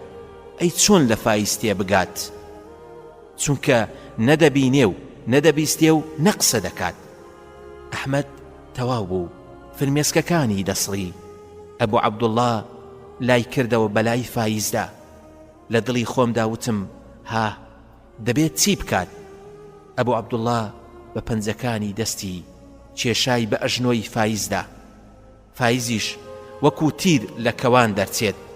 باسێکی زۆر کاریگەری پێشکەش کردین. دەزانن چۆن بە قسە نەخێر چونکە لاڵ بوو قسەی نەدەکرد. ئەی بە ئاماژە نەخێر چونکە نابینا بوو. زمانی ئاماژەی نەدەزانی بەڵکو بەهۆی هەستی دەست لێدانەوە. ئەبوو عەبدوڵڵا دەستی لە بەردەم دەستەکانی فایزدا داتە ناو. بەهۆی چەند دەست لێدانێکی تایبەتەوە تێی دەگەیاند و پاشان ئەبوو عەبدوڵڵا بۆ ئێمەی باز دەکرد و تێی دەگەیاندین. نزیکەی چارەگێکی پێچوو. فایز کەسێکی ئارام و لەسەرخۆ بوو. نەیدەزانی کە ئەبوو عەبدوڵڵا لە قسەکانی تەواو بووەیان نا، لەبەرەوەی نەدەیبیست و نەدەیبینی. لەبەرەوە کاتێک ئەبوو عەبدوڵڵا لە وەرجێڕانەکەی تەواو دەبوو بە پەنجەکانی دەستی دەیکێشا بە ئەژنۆی فایزدا و پاشان دەستەکانی لە نێوان دەستی فایزدا دادەنا و فایزیش بە چەند دەستلێدانێک تێی دەگەیاند. خەڵکەکە چاویان لە نێوان فایز و وەرجێڕەکەیدا دەجێڕا. سەریان سوڕما بوو. فایز خەڵکەکەی هان دەدا بۆ ئەوەی تەوبە بکەن و بگەڕێنەوە. جارێک گوێچکەی دەگرت، جارێک زمانی، جارێک دەستەکانی لەسەر چاوەکانی دادەنا. فەرمانی بە خەڵکەکە دەکرد کە گوێ و چاو و زمانیان لە حرام بپارێزن. سەیری خەڵکەکەم دەکرد، هەندێکیانم دەبینی لەبەر خۆیانەوە دەیانوت سوبحان الله، هەندێکی تریان بە چرپە لەگەڵ یەکدا قسەیان دەکرد، هەندێکیشیان زۆر بە تامزرۆوە هەستیان ڕاگرت بوو، هەندێکیان دەگریان. بەڵێ هەست و دەرونی من زۆر دوور ڕۆیشت. بەراوردی توانای فایزم کرد لەگەڵ توانای ئەو هەموو خەڵکەدا. پاشان بەراوردی خزمەتکردنی فایزم کرد بۆ ئاینەکەی لەگەڵ ئەو خەڵکەدا.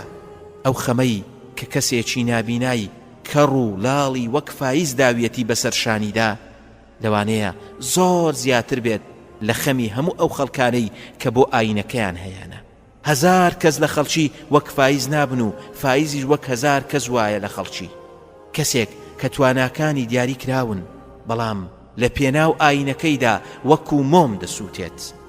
هەز دەکات کە سەربازێکە لە سەربازەکانی ئیسلام، خۆی بە بەرپرز دەزانێت لە بەرامبەر هەموو ئەو کەسانەدا کە یاخی و سەرپێچی کەرن، زۆر بەگەرمی دەستەکانی دەجوڵان، وەک ئەوەی بڵێت ئەیەو کەسەی نوێژەکانت ناکەی تاکەی، ئەیەو کەسەی بە چاوەکانت سەیری حرام دەکەی تاکەی، ئەیەو کەسەی کەوتوویتە زەلکاوی سەرپێچیەوە تاکەی ناگەڕێیتەوە، ئەیەو کەسەی حرام دەخۆیت، ئەیەو کەسەی کەوتوویتە ناو هاوڵ پەیداکردنەوە بۆ خودای گەورە و تاک و تەنها هەموو ئەو کەسانە تاکەی، هەموو ئەو کەسانە تاکەی.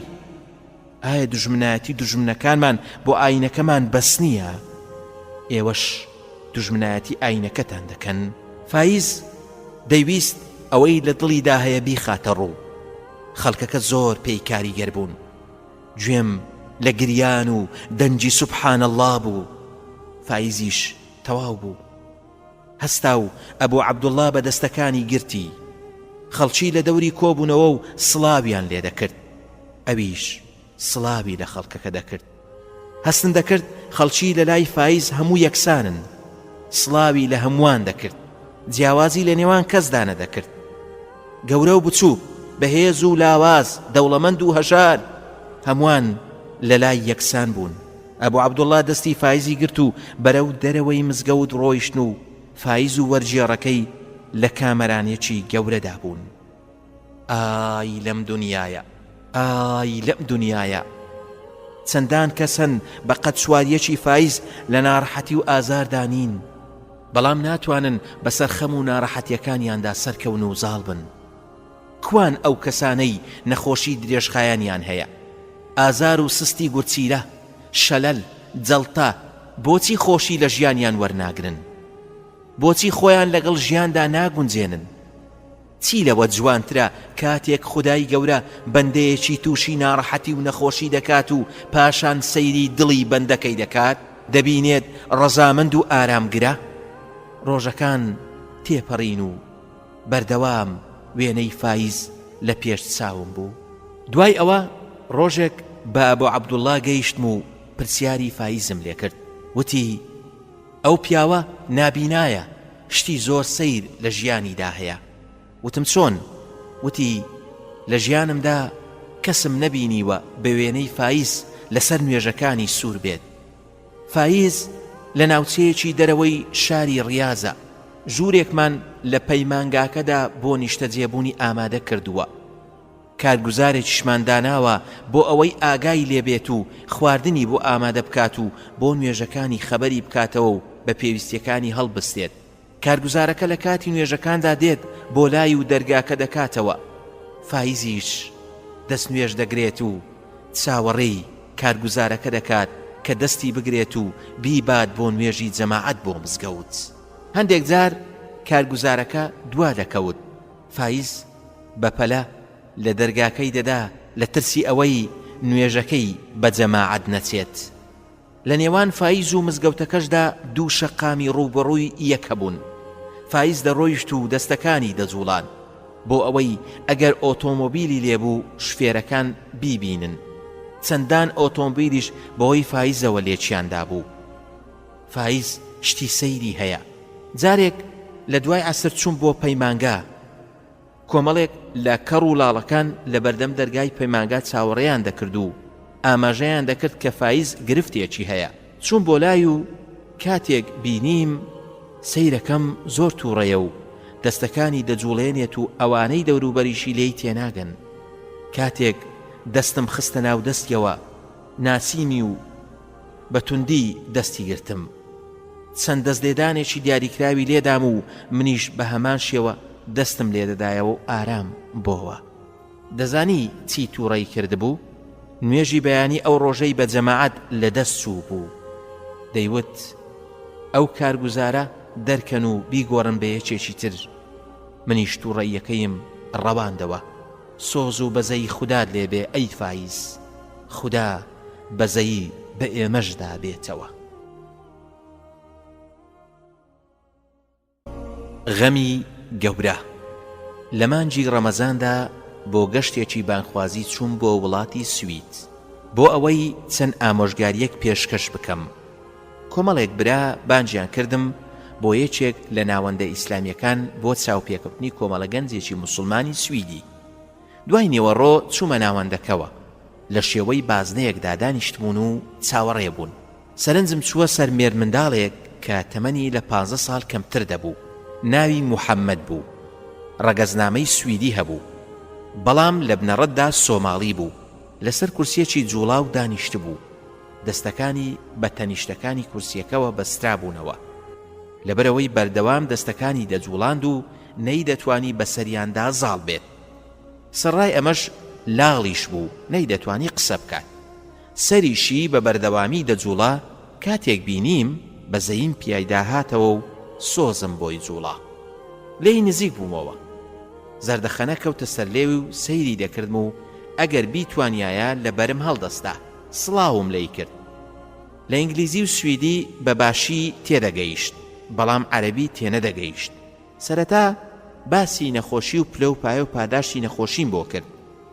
سەری دەجوڵاند و بە ئاماژە بەڵەی بۆ دەکردم. تێبینیم کرد لە بەرامبەریەوە لەوحەیەکی بچووک هەیە و لاپەڕەی پێدا هەڵوەسراوە کە چوارگۆشەی بچووک بچووکی تێدایە. لە هەر چوارگۆشەیەکیشدا ڕستەیەکی مانابەخش و بەسوود نووسراوە. وەک من برسیمە ناتوانم پەیوەندی بە هاوڕێکەمەوە بکە. هەتا دوای سرم لەم لاپەڕەیە سوڕما. یەکێک لە ئامادەبووان هەواڵی پێدام کە ئەم کوڕە ئەگەر بیبیستایە قسەیەک بکات حەڵقەیەکی خڕیان دەکردە سەری کە شتێکی وەک گۆچانی پێوە بوو. کام داواکاریە بیویستایە بەسەری ئەو نووسینەیانی دەجوڵان بۆ ئەوەی تێی بگەن کە چی دەبێت. ئەمەش تاکە ڕێگە بوو بۆ ئەوەی تێی بگەن، چونکە قسەی نەدەکرد، نەشی دەتوانی دەستەکانی بجوڵێنێت. دەربارەی نیعمەتەکانی خوددا لەگەڵی دوام. مرۆڤ کاتێک ئاینی ئیسلامی هەبێت ئەگەر هەموو دنیاشی لەدەست بچێت زەرەری نەکردووە. باسی ئەو پلەپایانەم بۆ کرد کە خوددا بەهۆی ئیسلامەوە پێی بەخشیوین. پاشان بۆم دەرکەوت کە موحەممەد بانخوازێکی زۆر گەورەیە. چۆن تێدەگەیەنم. وەزارەتی کاروباری کۆمەڵایەتی سویدی دوو کارمەندی پیاوی تەرخان کردبوو کە لە بەیانیاندا خزمەتی موحەممەد بکەن و دوو کارمەندیش لە ئێواراندا خزمەتی بکەن.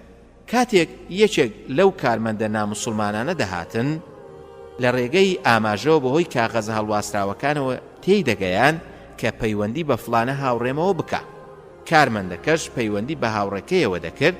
موحەممەدیش بەهۆی کاغەزەکانەوە داوای دەکرد کە پرسیار لە هاوڕێکەی بکات و لێی بپرسێت ئیسلام چییە. هاوڕێکەشی وەڵامی دەدایەوە. کارمەندەکەش وشەکانی لەبەر دەکرد و پاشان بۆ موحەممەدی باز دەکرد. پاشان موحەممەد داوای لێ دەکرد کە پرسیاری لێ بکات و پێی بڵێت جیاوازی لە نێوان ئیسلام و مەسیحیەتدا چییە. بە هەمان شێوە وەڵامی دەدایەوە. پاشان دەیوت پرسیاری لێ بکە و پێی بڵێ لە ڕۆژی دواییدا موسڵمان و ناموسڵمان حاڵیان چۆن دەبێت. هاوڕێکەی وەڵامی دەدایەوە و کارمەندەکەش بۆی باز دەکرد هەتا کارمەندەکە لە هەموو قسەکان تێدەگەیشت.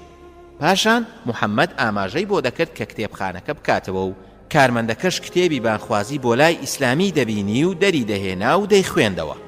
بەم هۆیشەوە کاری کردوتە سەر چەندان کەس. بەڕاستی موحەممەد لەسەر هەڵوێستێکی جوانە. خاوەن هیممەتێکی بەرزە نەخۆشیەکەی نەیتوانیوە وازی لە بانگەواز پێ بهێنێ بەڵکو نەیتوانیوە خۆشی و کامەرانیشی لێ بتۆرێنێ ڕازی بە بەو بەشەی کە خودای گەورە پێی بەخشیوی دەبیت بە ئیماندار برزانە هەموو مرۆڤێک بەرپرسیارە لەو توانایەی کە خودای پەروەردگار پێی بەخشیوە بیستن بینین زمان ژیری زۆر جار خەڵکی ئامۆژگاری لە نەخۆشیێکەوە زیاتر وەردەگرن وەک لە کەسێکی لە شساخ ئەی بۆ بانگەواز ناکەی بۆ ئاینی خوددا پشت بە خوددا ببەستە و دەسەوەسان و بێتوانە مەبە لەوانەشە لێم بپرسی و پێم بڵێ بانگەوازی چێ بکەم پێت دەڵێم بانگەوازی پزیشکەکان کارمەندەکانی نەخۆشخانە بانگەوازی نەخۆشەکان ئەو میوانانەی کە سەردانی نەخۆشەکان دەکەن ببە بە کەسێکی پیرۆز ئامۆژگاری خەڵکی بکە بەوەی کە گرنگی بە نوێژەکانیان بدەن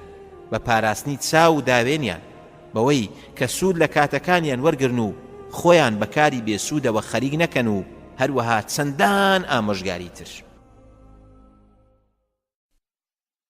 لە نەخۆشخانەدا کەسێک دەجێڕێتەوە و دەڵێت لە نەخۆشخانەیەکدا بەلای ژووری نەخۆشێکدا ڕۆیشتم نەخۆشەکە هاواری لەو کەسانە دەکرد کە بە بەردەم ژوورەکەدا دەڕۆیشن و بانجی دەکردن منیش چوومە ژوورەوە بۆ لای و دەبینم هەموو گیانی شەلەل لێیداوە و ناتوانێ بجوڵێت تەختەیەک لە بەردەمیدا دانرا بوو قورئانێکی بەکراوەیی لەسەر بوو ئەم نەخۆشە بۆ ماوەی چەند کاتژمێرێک هەر ئەو دوو لاپەڕەیی دەخوێندەوە و دووبارەی دەکردەوە لەبەرەوەی نەیدەتوانی لاپەڕەی قورئانەکە هەڵبداتەوە کەسێکیشی لێ نەبوو هەتا یارمەتی بدات کاتێک لە بەرامبەریدا ڕاوەستام پێی وتم بێزەحمەت لاپەڕەکەم بۆ هەڵبدەرەوە لاپەڕەکەم بۆ هەڵدایەوە ڕوخساری گەشایەوە پاشان ڕووی کردە قورئانەکە و دەستی کرد بە خوێندنەوەی خۆم بۆ نەگیرا و دەستم کرد بە گریان سرم سوڕما بوو لە بێ ئاگایی خۆمان و لە پەرۆشی ئەو نەخۆشە بۆ قورئان کەسێکی تر دەجێڕێتەوە و دەڵێت چوون بۆ لای پیاوێک لە یەکێک لە نەخۆشخانەکان کە بە تەواوی تووشی شەلەل بوو تەنها سەری دەجوڵا کاتێک بینیم بەزەیم پیای داهاتەوە وتم خۆزگەی چی دەخوازیت گومانم وا بوو خۆزگە بە چاکبوونەوە بخوازێت هەروەها خۆزگە بخوازێت کە بتوانێت دابنیشێت و هەڵبستێت و بێت و بچێت نەخۆشەکە وتی تەمەنم نزیکەی 40 ساڵە و 5 منداڵم هەیە ماوەی 7 ساڵە لەسەر جێگە کەوتوم سوێن بە خوددا خۆزگەی ئەوە ناخوازم بە پێیەکانم هەنگاو بنێم بینینی مناڵەکانیشم بە ئاوات ناخوازم بەسەر سوڕمانەوە وتم ئەی خۆزگە بە چی دەخوازیت وتی ئاوەتە خوازم نێوچەوانم بنێمە سەر زەوی و کڕنووشێک بۆ خوددا بەرم پزیشکێک بۆ جێڕامەوە کە چووەتە ژووری بوژانەوەی دڵ بۆ لای نەخۆشێک کە پیاوێکی پیر بوو لەسەر جێگایەکی سپی ڕاکشا بوو دەم و چاوێکی نورانی هەبوو پزیشکەکە وتی فایلەکەم هەڵدایەوە زانیم کە نەشتەرگەری دڵی بۆ کراوە و تووشی خوێنبەربوون بووە ئەمەش بۆتە هۆی ئەوەی کە خوێن لە چەند بەشێکی مێشتیدا بوەستێت و تووشی بێئاگاییەکی تەواو بێت لەسەر دەمی ئامێرێکی هەناسەدانی دەستکرد دانرا بوو کە لە خولەکێکدا 9,000 پاڵی بەچیەکانیەوە دەنا و هەناسەی دەدا یەکێک لە کوڕەکانی لە تەنیشتیەوە بوو پرسیارم دەربارەی کرد و هەواڵی پێدام کە باوکی بۆ ماوەیەکی زۆرە بانگبێژی یەکێک لە مزگەوتەکانە سەیری باوچیم کرد و دەستیم جوڵاند و قسەم لەگەڵ کرد هیچ شتێکی نەدەزانی و ئاگای لە هیچ نەبوو حاڵەتەکەی ترسناک بوو کوڕەکەی لێ نزیک بووە و بەگوێیدا چرپاندی بەڵام هۆشی لە لای خۆی نەبوو کوڕەکەی دەستی پێکرد و وتی بابە گیان دایکم و خوشکم و براکانم هەموو باشن خاڵم لە سەفەرەکەی گەڕایەوە بەردەوام کوڕەکەی قسەی دەکرد و باوکی هیچ نەدەجوڵە ئامێرەکەش وەک جاران 9,000 هەناسەی پێدەدا لە پڕ کوڕەکەی وتی بابە گیان مزگەوتەکە تاسەی بینینت دەکات کەسێک نییە لە جێگەکەتدا بانگ بدات تەنها فلانە کەس نەبێت کە ئەویش لە بانگداندا هەڵە دەکات و شوێنەکەت لە مزگەوتدا چۆڵە کاتێک باسی مزگەوت و بانگ کرا سنجی پیاوەکە دەستی کرد بە جوڵە و هەناسەدان سەیری ئامێرەکەم کرد ئاماژەی بەوە دەکرد کە لە خولەکێکدا 18,000 هەناسەی داوە کوڕەکەشی بەمەی نەدەزانی. پاشان کوڕەکەی وتی ئامۆزاکەم ژنی مارە کرد، براکەم خوێندنی تەواو کرد. هەم دیسان ژمارەی هەناسەکانی باوکی بۆوە بە 9 جار. کاتێک کە ئەمەم بینی چووم لە لای سەری داوەستام و دەست و چاویم جوڵان، هەموو شتێک بێدەنگ بوو. دەمم لە گوێی نزیک خستەوە وتم الله ئەکبەر الله ئەکبەر حەی عەلە الصەلاة حەی عەلە الفەلاح. تەماشای ئامێرەکەم دەکرد 18 هەناسەی تۆمار دەکرد لە یەک خولەکدا. سوێن بە خودا ئێمە نەخۆشین نەک ئەو پیاوە، پیاوانێک دڵیان وابەستەیە بە مزگەوتەکانەوە.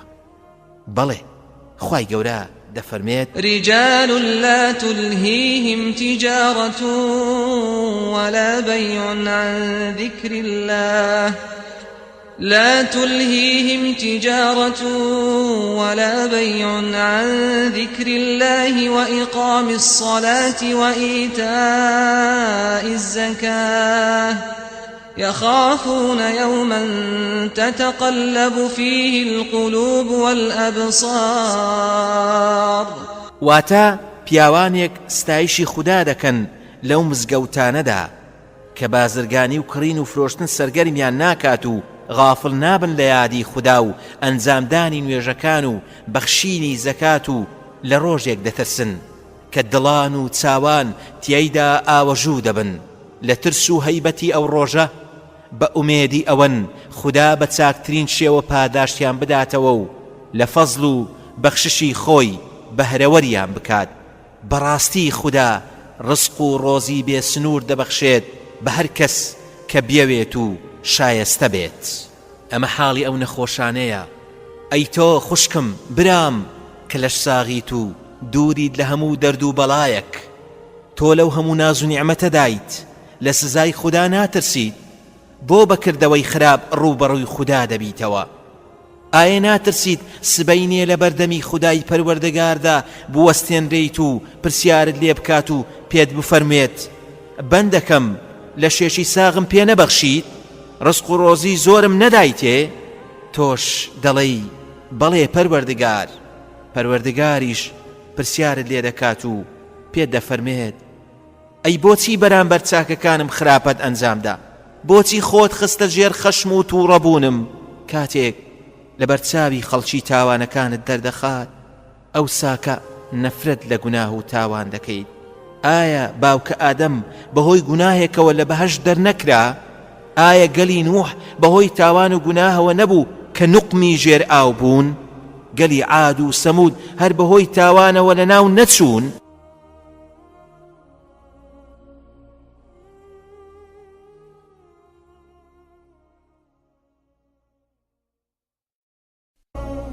خالید. دکتۆر عەبدولعەزیز وتی ئەو ڕۆژە یادەکەم بەهۆی نەخۆشەکانەوە زۆر جەنجاڵ بوو. زۆربەیان لە دێهاتە دوورە دەستەکانەوە هاتبوون. ئەمەش بە ئاشکرا بە شێوەی جلوبەرگەکانیاندا دیار بوو. بەڕێز دەهاتنە عیادەکەوە. نەخۆشەکان جۆرا و جۆر بوون، حاڵەتەکانیشیان جیاواز بوون.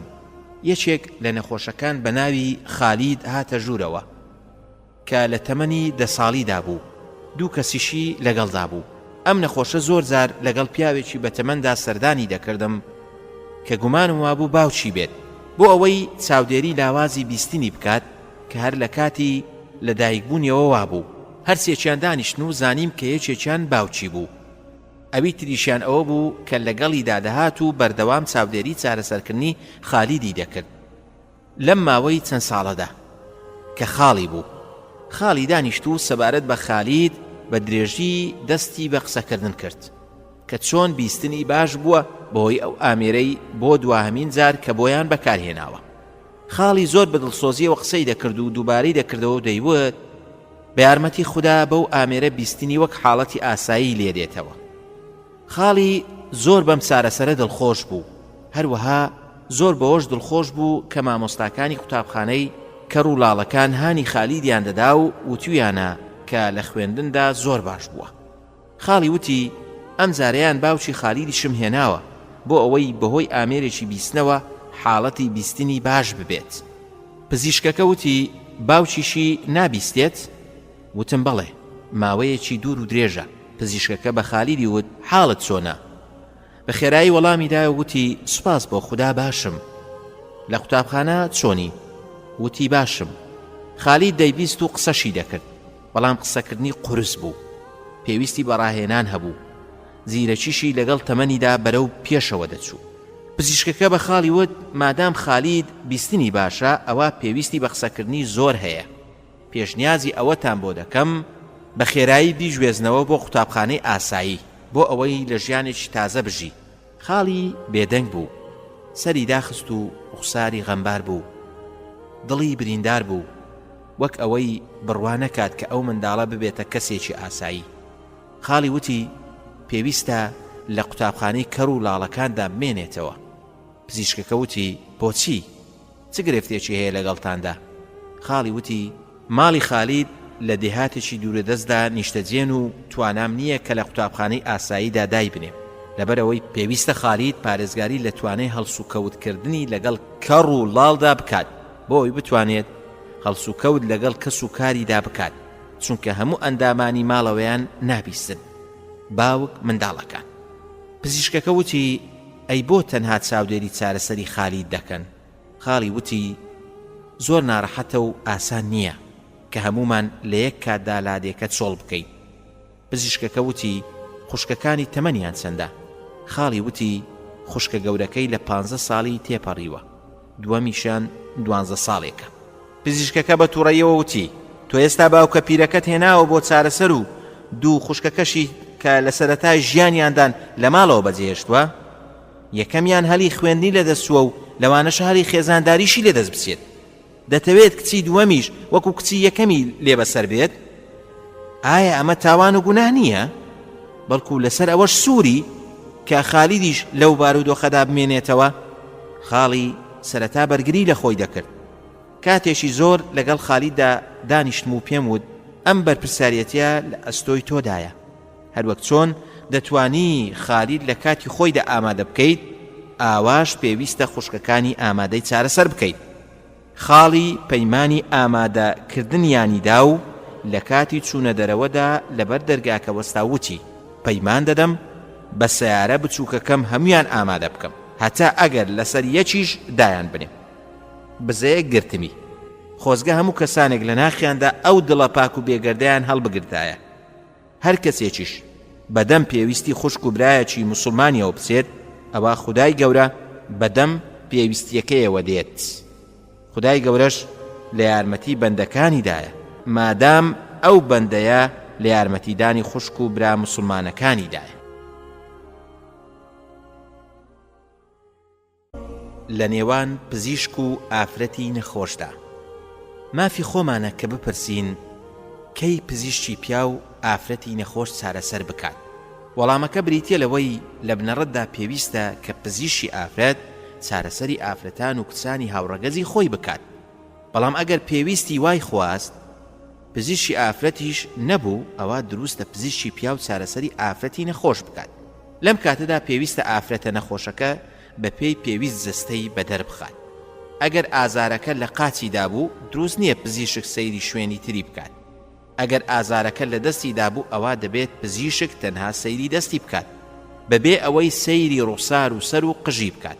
خدای گەورەش دەفەرمێت يا أيها الذين آمنوا لا تدخلوا بيوت النبي إلا أن يؤذن لكم إلى طعام غير ناظرين إناه ولكن إذا دعيتم فادخلوا فإذا طعمتم فانتشروا ولا مستأنسين لحديث إن ذلكم كان يؤذي النبي فيستحيي منكم والله لا يستحيي من الحق وإذا سألتموهن متاعا فاسألوهن من وراء حجاب ذلكم أطهر لقلوبكم وقلوبهم وما كان لكم أن تؤذوا رسول الله ولا أن تنكحوا أزواجه من بعده ولا أن تنكحوا أزواجه من بعده أبدا إن ذلكم كان عند الله عظيما. واتا کاتێکیش داوای کەلوپەلێکتان لە خێزانەکانی پێغەمبەر صلی الله علیه وسلم کرد لە پشتی پەردەوە داوایان لێ بکەن. ئەو جۆرە ڕەفتارە چاکترە بۆ دڵی ئێوە و ئەوانیش. هەروەها نابێت لە کاتی چارەسەرکردندا پزیشکی پیاو لەگەڵ نەخۆشە ئافرەتەکەدا بەتەنها بێت، بەڵکو دەبێت کەسێکی نزیکی ئافرەتەکەی لەگەڵدا بمێنێتەوە، وەک باوک یان مێر. ئەگەر کەسێکی نزیکی لەگەڵدا نەبوو ئەوا دەبێت پەرستارێکی لەگەڵدا بمێنێتەوە. زۆر سەیرە جارێک کەسێک خێزانەکەی دەچێتە ژوورەوە بۆ لای پزیشکی دەدان کەچی خۆی لە دەرەوە چاوەڕێی دەکات. پێم وت بۆ لەگەڵ خێزانەکەتدا ناچیتە ژوورەوە؟ وتی بۆ ئەوەی ئیسراحەتی خۆی وەربگرێت لەگەڵ پزیشکدا. کاری پزیشک کارێکی پیرۆزە. ئیسا پێغەمبەر سەلامی خوای دەبێت چارەسەری خەڵکی دەکرد، چاوی نابینا و نەخۆشی بەڵەکی چاک دەکردەوە، بەڵکو بە یارمەتی خوددا مردووشی زیندوو دەکردەوە. پزیشکی کارێکی زۆر پیرۆز و گەورەیە. زۆر پێویستە پزیشک ئامۆژگاری کار بێت و ڕەچاوی ئەم خاڵانە بکات. یەکەم پاراستنی نهێنیەکانی نەخۆش. پێغەمبەری خوددا صلی الله علیه وسلم دەفەرمێ هەر کەسێک کەم و کوڕی موسڵمانێک بپۆشێت ئەوە خودای گەورە کەم و کوڕیەکانی لە دنیا و قیامەتدا دەپۆشێت. هەندێک کەس بەهۆی کار و پیشەکانیانەوە نهێنی کەسانی تر دەکەوێتە بەرچاویان، وەک پزیشک یا ئەو کەسانەی مفتی و شارەزای ئاینین. ئەم کەسانە پێویستە نهێنی خەڵکان بپارێزن، تەنها کاتێک نەبێت کە خاوەنی نهێنیەکە ڕێگە بە بڵاوبوونەوەی نهێنیەکە بدات. بەڵام دروستە لەبەر بەرژەوەندی گشتی نهێنی ئاشکرا بکرێت، وەک ئاگادارکردنەوەی لایەنی پەیوەندیدار بەوەی کە نەخۆشەکە تووشی نەخۆشیەک بووە کە تەشە نەدەکات، یان یەکێک لە ژن و مێرد ئاگادار بکاتەوە یان ئەوی تریان تووشی نەخۆشیەکی ڕەگەزی بوو بێت وەک ئایدس. دووەم، بەکارنەهێنانی کارەکەی بۆ بەرژەوەندی تایبەتی خۆی. ڕۆژێک لە دوای پێشکەشکردنی وتار و ئامۆژگاریەک دەرچووم بڕۆم. کەسێک هات بۆ لام وتی یا شێخ، من بەرپرسم لە کۆمپانیایەکی گەورەی بەرهەمێنان و دابەشکردنی دەرمان. کۆمپانیاکە بە ملیۆنەها ڕیال خەرج دەکات بۆ پڕ و پاگەندە و بانگەشەی فرۆشتن. ساڵانە ملیۆنێک ڕیال لە ژێر دەستی مندا دادەنێن بۆ دروستکردنی پەیوەندی لەگەڵ پزیشکەکاندا. وتم چۆن؟ وتی نمونەیەک لە بەرهەمەکانمان بۆ پزیشک دەنێرین، هەروەها دیاری وەک کاژمێر، قەڵەم و شتی تریشی لەگەڵدا دەنێرین، یاخود ئەرک و خەرجی ئامادەبوونی لە کۆنگرە پزیشکەکاندا دەگرینە ئەستۆ، یان ئەرک و خەرجی خۆی و ماڵ و منداڵی بۆ گەشت و گوزار دەگرینە ئەستۆ. هەر کاتێک ئەو نەخۆشخانەیە کە پزیشکەکە کاری تێدا دەکات بەرهەمەکانی ئێمەیان زیاد بەکارهێنا، ئەوا دەزانین ئەو پزیشکە زیاتر دەرمانەکانی ئێمە بۆ نەخۆشەکان دەنووسێت، ئێمەش زیاتر دیاری بۆ دەنێرین. بەگشتی ئێمە ڕێگای تایبەتی خۆمان هەیە بۆ ناسینی پزیشکی چاڵاک. پێم وت ئایا یارمەتیدانتان بۆ پزیشکەکان زەرەر و زیان لە نەخۆشەکان دەدات؟ وتی پزیشکەکە کە دەرمانەکانی ئێمە بۆ نەخۆشەکان دەنووسێت، بەهۆی ئەو دیاریانەوە نرخی دەرمانەکان بەرز دەبێتەوە. لەگەڵ ئەوەشدا پزیشکەکە دەتوانێت دەرمانی کۆمپانیایەکی تری بۆ بەکار بهێنێت کە دەرمانەکە هەمان کاریگەری هەیە و نرخەکەیشی کەمترە. هەروەها وتی جاری وا هەیە پزیشکەکە کۆمەڵە دەرمانێک بۆ نەخۆش دەنووسێت کە زەرور و پێویست نین، وەک دەرمانی هێورکەرەوە و ڤیتامینات، لەگەڵ ئەوەی زۆربەی جار نەخۆشەکان پێویستیان پێیان نییە. بەڵام بۆ ئەوەیە کە ئێمەش و پزیشکەکەش سوودمەند بین. وتم قوربانیەکەش نەخۆشی هەژارە و پارە و سامانەکەش ئارەقی نێوچەوانیەتی؟ وتی بەڵێ، بەڵام نەخۆش چاری نییە و دەبێت دەرمان بکڕێت. ئێمەش وای لێ دەکەین کە تەنها لە ئێمەی بکڕێت. وتم بەڵام پارەیەکی زیاتر دەدات بۆ کڕینی دەرمانەکانتان، کڕینی هەندێک دەرمان کە پێویستیان پێیان نییە و ئێوەی پێسوودمەند دەبن، وانییە؟ وتی بەڵێ وایە. لێرەوە دەتوانین بە ڕاشکاوی بە خوشک و برا پزیشکەکانم بڵێم ئەو تاوانەی کە کۆمپانیاکانی دەرمان دەیکەن پێویستە بەدەم داواکاریەکانیانەوە نەچن و هاوکاریان نەکەن، بەڵکو دەبێت بەرەنگاریشی ببنەوە. هەندێک لە کۆمپانیەکانی دەرمان وەسفێکی زۆر سەیر و سەمەرەی دەرمان و بەرهەمەکانیان دەدەن بە پزیشکەکان، بەڵام پزیشکی زیرەک زیادەڕەوی ناڕاست و وەسفی زۆری دەرمانەکان کار ناکەنە سەری. لە دڵسۆزی و ڕازگۆیی پزیشک ئەوەیە کە دەرمانی باش بەکاربهێنێت بۆ نەخۆش. ئەگەر دەرمانەکە هی کۆمپانیایەکیش بێت کە پەیوەندیشی لەگەڵدا نەبێت، یان ئەگەر هی ئەو کۆمپانیایەش نەبێت کە دیاری پێدەدات یان پەیمانی پێداوە کە گەشتی دەرەوەی وڵاتی پێ بکات و کرێی فڕۆکەی بۆ بدات، جاری وا هەیە دەرمانێکەیە هی کۆمپانیایەکی جیاوازە و کاریگەری و باشی دەرمانەکەش هاوشێوەی دەرمانی کۆمپانیەکەی ترە، بەڵکو هەرزانتریشە. ئیتر بۆچی دەرمانە گرانەکە بۆ نەخۆش بەکاربهێنرێت؟ ئەمە ناپاچی و خیانەتە لە سپاردە و ئەمانەت کە یەک دەرمان و لە کاریگەریشیاندا هاوشێوەن. سێەم، داپۆشینی عەورەت و جەستە و لە شولاری نەخۆش. وەک دەبینین زۆرێک لە پزیشکەکان لە کاتی چارەسەردا گرنگی دەدەن بە داپۆشینی نەخۆش یان لە کاتی نەشتەرگەریدا و دواتر. هەندێک لە پزیشکەکان کاتێک ڕۆژانە کە بەلای نەخۆشەکانیاندا تێدەپەڕن کە نەخۆشێک دەبینن خەوتووە و جەستەی دەرکەوتووە بە پەلە دەسن بۆ لای و دای دەپۆشن، یان کاتێک نەخۆشێک دەبینن کە ئاگای لە خۆی نییە و لە هۆش چووە و خۆی دەجوڵێنێت و جەستەی دەرکەوتووە، ئەوە بە پەلە دای دەپۆشن. هەر کەسیش عیب و کەم و کوڕی موسڵمانێک لە دنیادا داپۆشێت، ئەوە خودای گەورە لە دنیا و دوا ڕۆژدا عیب و کەم و کوڕیەکانی دادەپۆشێت. بەڵام لە هەندێکی کەم لە نەخۆشخانەکاندا ئەم لایەنە پشتگوێ خراوە و پێویستە ئاگاداری پزیشکەکان بکرێتەوە و پزیشک و کارمەندانی تەندروستیش پێویستە ئامۆژگاری یەکتری بکەن. دکتۆر حارز وتی لە سەرەتای کارەکەمدا لە بواری پزیشکیدا هەندێک نەشتەرگەری بچووکم ئەنجام دەدا. لە ژووری نەشتەرگەری نەخۆش لە دوای بێهۆشکردن بە قۆناغی ئامادەکردندا تێدە پەڕێت، بەڵام من ناچمە ژووری نەشتەرگەری هەتا نەخۆشەکە بە تەواوی ئامادە نەکرێت. کاتێک دەچووم کە نەخۆشەکە تەنها شوێنی ئەنجامدانی نەشتەرگەریەکەی بە دەرەوە بوایە. جارێکیان لە کاتی ئامادەکردنی نەخۆشدا چوومە ژوورەوە گەنجێکم بینی کە بەنج کرابوو، لەسەر مێزی نەشتەرگەری بوو، بە تەواوی جلوبەرجی لەبەر داکەنرابوو.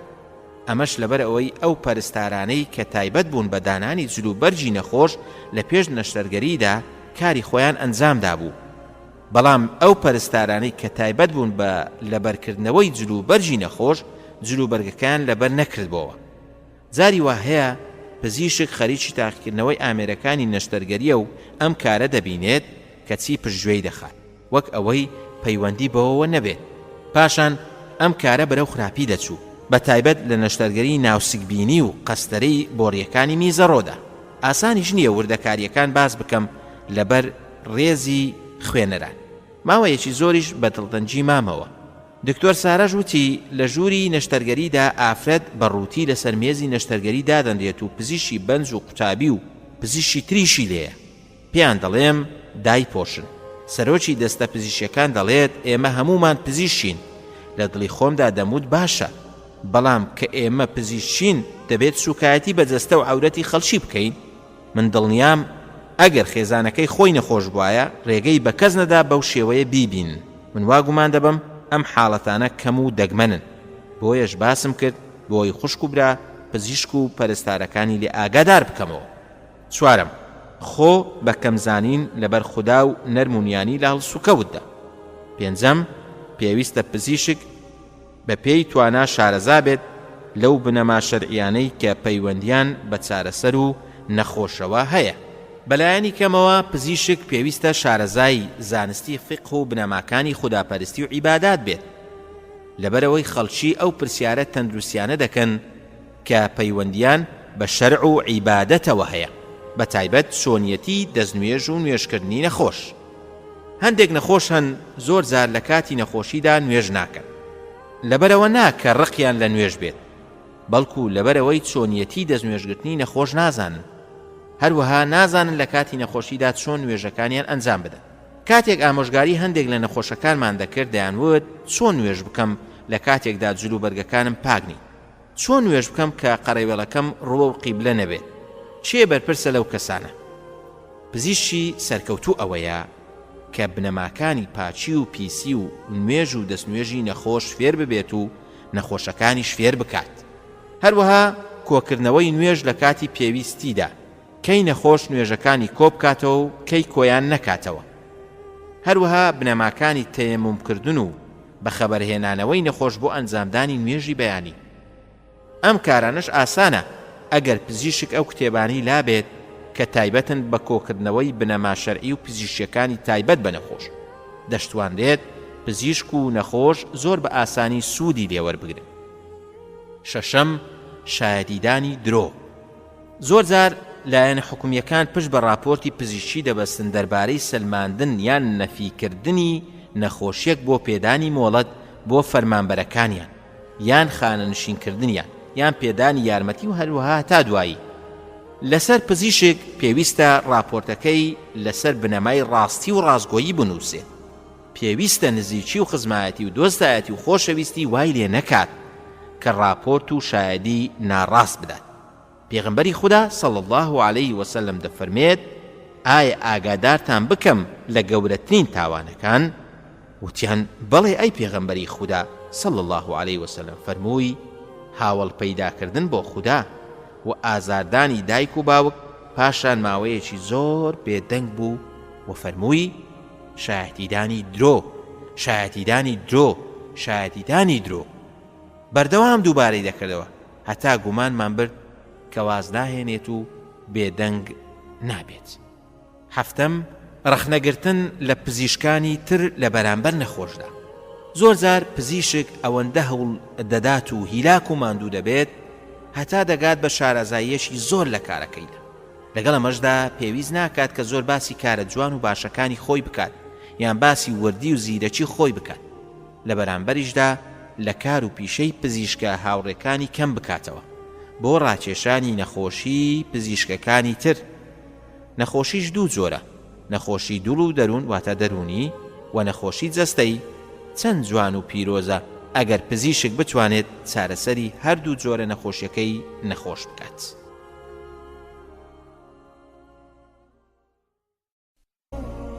لەسەر جێگەی مردن. پزیشک پێویستە چی بکات لەو کاتەی کە لای نەخۆشێکە و نەخۆشەکەش خەریکە دەمرێت؟ ئەگەر نەخۆشەکە نیشانەکانی مردنی تێدا دەرکەوت و مردنی نزیک بۆەوە، سنەتە کە شایەتمانی پێبهێنرێت و هەوڵی لەگەڵدا بدرێت. لەبەرەوەی پێغەمبەری خوددا صلی الله علیه وسلم دەفەرمێ لە کاتی سەرەمەرگدا مردووەکانتان ڕابهێنن بە وتنی لا إله إلا الله لقنوا موتاكم لا إله إلا الله. ئەمەش دەبێت بە نەرمونیانی و لە سەرخۆیی بێت. نابێت بڵێیت ئەی فلانە کەس مردن نزیک بۆتەوە شایەتمان بێنە. نەخێر، بەڵکو دەبێت یادی خوددا بکەیت و شایەتمان بهێنیت بۆ ئەوەی گوێی لێت بێت و ئەویش یادی خوددا بکات و شایەتمان بهێنێت. بەڵێ ئەگەر بێباوەڕیش بوو لێی بێهیوا مەبە و بەڕاشکاوی پێی بڵێ لا إله إلا الله. لەبەر ئەوەی پێغەمبەری خوددا صلی الله عليه وسلم کاتێک خەریک بوو کە ئەبوو تاڵیبی مامی بمرێت پێی وت ئەی مامە بڵێ لا إله إلا الله هەتا وەکو بەو شێ لە لای خوددا تکات بۆ بکەم و بیکەم بە بەڵگەیەک بۆت. هەروەها کاتێک مێرمنداڵێکی جوولەکە لە سەرەمەرگدا بوو پێغەمبەری خوددا صلی الله عليه وسلم پێی دەڵێت بڵێ لا إله إلا الله. هەر دووبارەی دەکردەوە هەتا شایەتمانی هێنا. پاشان مرد. پێغەمبەری خوددا صلی الله عليه وسلم فەرمووی سوپاس بۆ خودای پەروەردگار کە لە ئاگر ڕزگاری کرد. هەروەها ئەو کەسەش کە لە سەرەمەرگدایە پێویستە گومانی باش بە پەروەردگاری بەرێت و دڵ و دەرونی ئاسوودە بێت. هەندێک جار ئەو کەسە بیر و هۆشی لە لای منداڵەکانیەتی یان لە لای قەرزەکانیەتی یان بیر لە هەژاری و نەبوونی دەکاتەوە. بێگومان پێویستە بیر لەوە بکاتەوە کە تەنها خوددا ڕزق و ڕۆزی بەخشە و هەرگیز دروستکراوەکانی لەبیر ناچێت بۆ ئەوەی بە دڵنیایی و ئاسوودەیی گیانی بسپێرێت.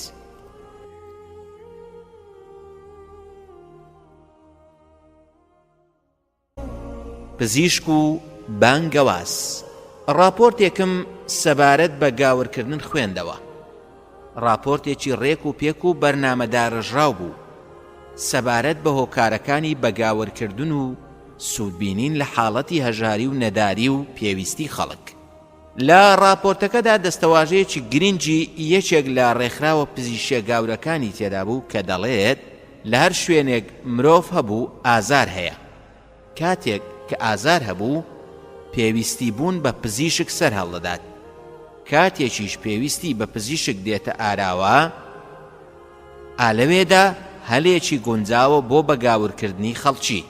بعد ڕۆبەرتسۆن پاڵێورا بوو بۆ هەڵبژاردنەکانی ئەمریکا بۆ ساڵی 1970 کە سەرۆکی یەکێک لە ڕێکخراوە بەگاورکردنەکان بوون.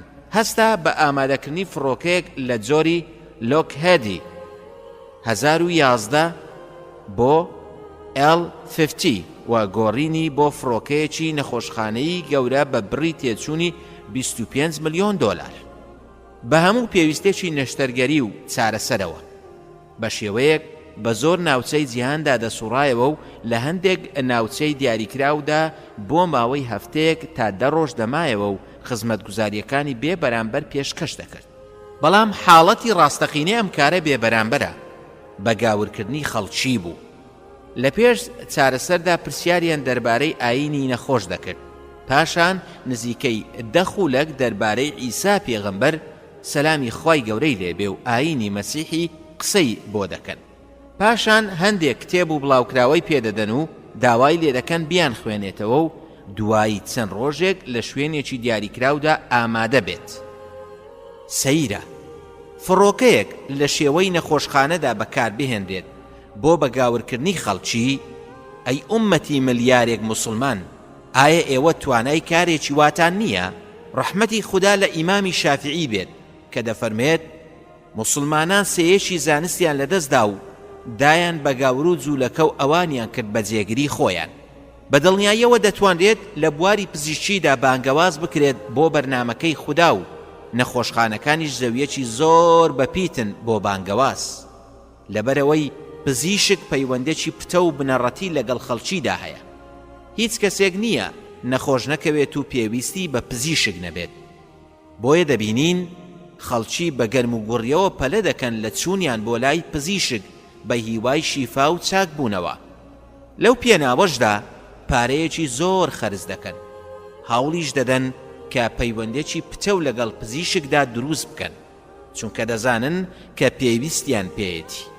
دەیکەواتە پێویستە پزیشک سوود لەم هەلە وەربگرێت بۆ ئامۆژگاریکردنی ئافرەتێک تا ببێت بە باڵاپۆش، یان ئامۆژگاری کەسێک بکات کە دڵی باوک و دایکی دەڕەنجێنێت، یان کەسێک نوێژ ناکات، یان کەسێک کە کەوتۆتە نێو زەلکاوی تاوان و گوناهەوە. ئامۆژگاریکردنی نەخۆش زۆر گرنگە، بە تایبەت لە بواری بیر و باوەڕدا، لە نوشتە و دوعادا. نەخۆشیش زۆر جار لەبەرەوەی لە حاڵەتێکی لاوازدایە بەگوێی پزیشک دەکات و باوەڕی پێدەکات. لەوانەیە بەهۆی تەنها وشەیەکەوە کەسێک لە تاریکایی تاوانەوە بەرێت بۆ ڕووناچی ئیمان. ڕێگاکانی بانگەوازکردن کە پزیشک دەتوانێت پشتیان پێ ببەستێت. یەکەم، دابەشکردن و بڵاوکردنەوەی کاسێت و بڵاوکراوەی بەسوود، هەروەها هەڵواسین و نووسراوی بەسوود بە دیوارەکانەوە وەک گۆڤار و پۆستەری دیوار کە دەتوانرێت بابەتەکانیشی جۆرا و جۆر بێت، وەک بنەماکانی دەستنوێژ و پاک و خاوێنی و نوێژی نەخۆش، هەروەها پاڕانەوە و ئارامگرتن لەسەر ناخۆشی و ناڕەحەتی. دووەم، دانانی کتێبخانەیەکی ئیسلامی بچووک لە بوارەکانی خوێندنەوە و گوێگرتن و بینین وەک کتێب و نامیلکە و کاسێت و سیدی بینراو بۆ سوودی موسڵمانان و بانکردنی ناموسڵمانان. سێ، دروستکردن و هێنانەدی کتێبخانەیەکی بیستراوی ئیسلامی بازرگانی لە شێوەی پێشانگایەک یا کۆشتێکی بچووک لە هۆڵی پێشوازیکردنی نەخۆشدا. ئەم بۆچوونەش پاداشتێکی گەورەی هەیە. 4. ڕێخستن و گونجاندن لە نێوان وتار و ئامۆژگاری مزگەوت و شوێن نوێژەکانی سەر بە نەخۆشخانە. 5. بەستنی کۆڕی زانیاری پزیشکی بۆ ڕوونکردنەوەی دەسەڵاتی خوددا لە دروستکردنی مرۆڤدا. پزیشک و کلیلەکانی خێر و چاکە. دانیشتبووم و زۆرم بیر دەکردەوە لە حاڵی پزیشک لەگەڵ نەخۆشەکانیدا، هەروەها بەراوردکردنی پیشەی پزیشکی لەگەڵ کار و پیشەکانی تردا. زانیم کە مامۆستا هەڵسوکەوت لەگەڵ کۆمەڵە کەسێکی دیاریکراودا دەکات کە لە بۆچوون و هەڵسوکەوت و مامەڵەیاندا تا ڕادێک لێک نزیکن، هەروەها زۆریش لەگەڵیاندا هیلاک و ماندوو نابێت. هەروەها ئەندازیاریش لەگەڵ کۆمەڵە کەسێکی ئاست لە یەک نزیکدا هەڵسوکەوت دەکات، لەبەرەوە زۆر بیر و هۆشی ماندوو نابێت. هەروەها خاوەن پیشەکانی تریش بە هەمان شێوە وەک فڕۆکەوان و وەستای دروستکردنی خانوبەرە و ئاسنگەر و دارتاش و هەتا دوایی. بەڵام پزیشک لە عیادەکەی دادەنیشێت و نەخۆش دێتە ژوورەوە بۆ لای و نەخۆشەیە زیرەکە و زوو لە مەبەستی پزیشک تێدەگات و پزیشکیش تێدەگات، هەیانە بە ئاسانی تێناگات و خۆی و پزیشکیش ماندوو دەکات. لێت تێناگەم، نا تۆ لە مەبەستی من تێنەگەیشتی، زیاتر بۆم ڕوون بکەرەوە. هەیانە گومانی خراپ بە پزیشک دەبات و بە قسەکانی خەریکی دەکات. ئەوە چییە؟ لە خوددا بترسە و ماڵ و سامانم لە دەرمان و دەرزیدا بە فیڕۆمەدا. ئەو هەموو پشکنینە چییە؟ تۆ دانیشتووی و دزیمان لێ دەکەی؟ هەیانە گومانی باش دەبات، هەیانە تووڕێە و بە قسەکانی پزیشک بێتاقەت دەکات، وەک دەڵێت تۆ تێناگەی چەند جار دەرمانت بۆ نووسیم و چاک نەبوومەوە، ئەگەر نازانی چارەسەری نەخۆش بکەی عیادەکەت دابخە. هەیانە زۆر نەرمونیان و لەسەر خۆیە، هەیانە بەخشندەیە، هەیانە ڕەزیلە، هەیانە گەورە و بەتەمەنە و هەیانە بچووک و منداڵە، هەیانە دەوڵەمەندە و هەیانە هەژارە. کەواتە پێویستە پزیشک لە هەڵسوکەوتیدا خۆی بگونجێنێت لەگەڵ هەر یەکێکیاندا، لە کاتی چارەسەری نەخۆشدا ئارامگر بێت. بەڵێ لە کاتی چارەسەری نەخۆشدا ئارامگر بێت، بە تایبەت لەگەڵ کەسە بەتەمەنەکاندا وەک ڕێزێک بۆیان، هەروەها لەگەڵ منداڵدا وەک بەزەییەک بۆیان، هەروەها لەگەڵ لێقەوماوانی ڕوودا وەک تووپڕەکاندا وەک سۆزێک بۆیە. ئەو ئیماندارەی کە تێکەڵی خەڵکی دەبێت و لەسەر ئازار و ناڕەحەتیەکانیان ئارام دەگرێت، لە لای خودای پەروەردگار چاکتر و خۆشەویسترە لەو ئیماندارەی کە تێکەڵی خەڵکی نابێت و ئارام ناگرێت. هەروەک پێغەمبەری خوددا صلی الله عليه وسلم هەواڵی پێداوی لە کلیلەکانی خێر و چاکەش: یەکەم، نەرمونیانی نواندن لەگەڵ نەخۆشدا و پرسیارکردن دەربارەی ژیانی ماڵ و منداڵی. دووەم، ئامادەکردنی هەندێک کاسێت یان نامیرکە و پێشکەشکردنی بە نەخۆش، پرسیارکردنیان بە سۆز و میهرەبان بوون لەگەڵ کەس و کاری نەخۆشدا و ناڕەحەت نەبوون لە زۆر پرسیارکردنیان. هەروەها هەوڵ بدات لە ڕێگەی ئامۆژگاریەوە کار بکاتە سەریان، وای دابنێت ڕۆژانە کە سەردانی نەخۆشەکان دەکات پاداشتی هەیە و خێری دەگات، چونکە هەر مسلمانێک سەردانی نەخۆشێکی مسلمان بکات لە میوەچنینی بەهەشدایە هەتا دەگەڕێتەوە. چوارەم، زەردەخەنە و ڕووخۆشی بەڕووی نەخۆشدا لەبەر ئەوەی ڕووخۆشبوون بەڕووی مسلماناندا خێر و چاکەیە. پێنجەم، ڕێپشاندانی نەخۆش دەربارەی ئەو شتانەی پرسیاریان لێ دەکات و پێویستیان پێیانە. شەشەم، هەر کەسێک خەریکی جێبەجێکردنی پێویستی مسلمانێک بێت، خودای گەورە پێویستەکانی بۆ جێبەجێ دەکات. هەفتەم، مانەوەی لە ژووری ئێشکگرتندا بە تەنها و بە جێهێشتنی ماڵ و منداڵ و کەس و کار بە خێر و چاکە بزانێت و چاوەڕوانی پاداشتی خودای پەروەردگار بکات. هەشتەم، پەلەنەکردن لە زوو دیاریکردنی نەخۆشیدا، هەروەها پەلەنەکردن لە دیاریکردنی دەرماندا. هەر پزیشک چارەسەری خەڵک بکات و شارەزایی تەواوی نەبێت، ئەوا لە ڕوودانی هەر کارەساتێک بەرپرسیار دەبێت. نۆیەم، سووربوون لەسەر داپۆشینی عیب و عاری مسلمانان. هەر کەسێک عیب و عاری مسلماناندا بپۆشێت، ئەوا خودای گەورە لە ڕۆژی دواییدا عیب و عاری دادەپۆشێت. دەیەم، زۆر قسە نەکردن لەگەڵ نەخۆشدا، ئەگەر هاتوو نەخۆشێکی زۆر چاوەڕوانی هاتنە ژوورەوە بوون، چونکە نەخۆشی وا هەیە ئیش و کار و ماڵ و منداڵی بەجێهێشتووە.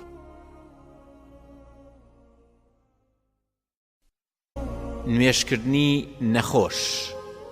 ماوەیەک لەگەڵ کۆمەڵە هاوڕێیەک ڕێککەوتین لەسەر بوونیاتنانی لیژنەیەکی خێرخوازی بۆ سەردانی نەخۆش و ئاگاداربوون لە ناڕەحەتیەکانیان و یارمەتیدانیان لە کاتی پێویستیدا. ژمارەمان کەم بوو، نەخۆشخانەکانمان دیاری کرد و یەک لە دوای یەک سەردانمان دەکردن. یەکەم نەخۆشخانە کە سەردانمان کردن پێکات بوو لە 500 جێگەی نەخۆش. بەلای نەخۆشەکاندا ڕۆیشتون و دیاریمان پێشکەش کردن و وەڵامی پرسیارەکانیمان دەدایەوە. ئەوەی چاوەڕوان نەکراو بوو ئەوە بوو کە زیاتر لە 140 نەخۆشەکان لە کاتی نەخۆشیدا نوێژیان نەدەکرد. هەیان بوو نیەتی ئەوەی هەبوو کە لە دوای دەرچوونی لە نەخۆشخانە نوێژەکانی بجێڕێتەوە. هەیان بوو دەیوێت چۆنی نوێژ بکەم کە ڕووم لە قیبلە نەبێت، یان چۆن نوێژ بکەم کە نەتوانم دەست نوێژ بگرم، یان جلو بەرگەکانم پاک نین، هەروەها چەندان قسە و بیانووی تر. لەگەڵەوەدا کە خودای گەورە زۆر کار ئاسانی بۆ کردوین، ئاینی ئیسلامیش هەڵگری ناڕەحەتیەکانە. خودای گەورە لەگەڵ تنگانە و ناڕەحەتیدا خۆشی و ئاسوودەییشی داداوە. پێویستە هەمومان ئەوە بزانین کە بە هیچ شێوەیەک نوێژکردن لەسەر موسڵمانان لا ناچێت، تەنها لە حاڵەتی لە دەستدانی ژیری و عەقڵدا نەبێت، وەک شێتبوون یان لە هۆش خۆچوونێکی درێژ خایەن. لێرەدا بە کورتی چۆنیەتی دەستنوێژ و نوێژی نەخۆش ڕوون دەکەینەوە. یەکەم، ئەگەر نەخۆشیەکەی ئاسایی بوو بەکارهێنانی ئاو زیانی نەبوو، وەک سەر ئێشە و دان ئێشە و هاوشێوەی ئەوانە، ئەوە تەیەمومکردن دروست نییە. دووەم، ئەگەر بەکارهێنانی ئاو دەبووە هۆی زیادبوونی نەخۆشیەکە، ئەوە تەیەمومکردن دروستە. سێم، ئەگەر نەخۆشەکە نەیدەتوانی دەستنوێژ بگرێت یان خۆی بشوات لەبەر نەتوانینی یان لە زیادبوونی نەخۆشەکەی بترسێت، ئەوە دەتوانێت بە خۆڵێکی پاک تەیەموم بکات، هەروەک خودای گەورە دەفەرمێت: يا أيها الذين آمنوا إذا قمتم إلى الصلاة فاغسلوا وجوهكم وأيديكم إلى المرافق وامسحوا برؤوسكم وأرجلكم إلى الكعبين وإن كنتم جنبا فاطهروا وإن كنتم مرضى أو على سفر أو جاء أحد منكم من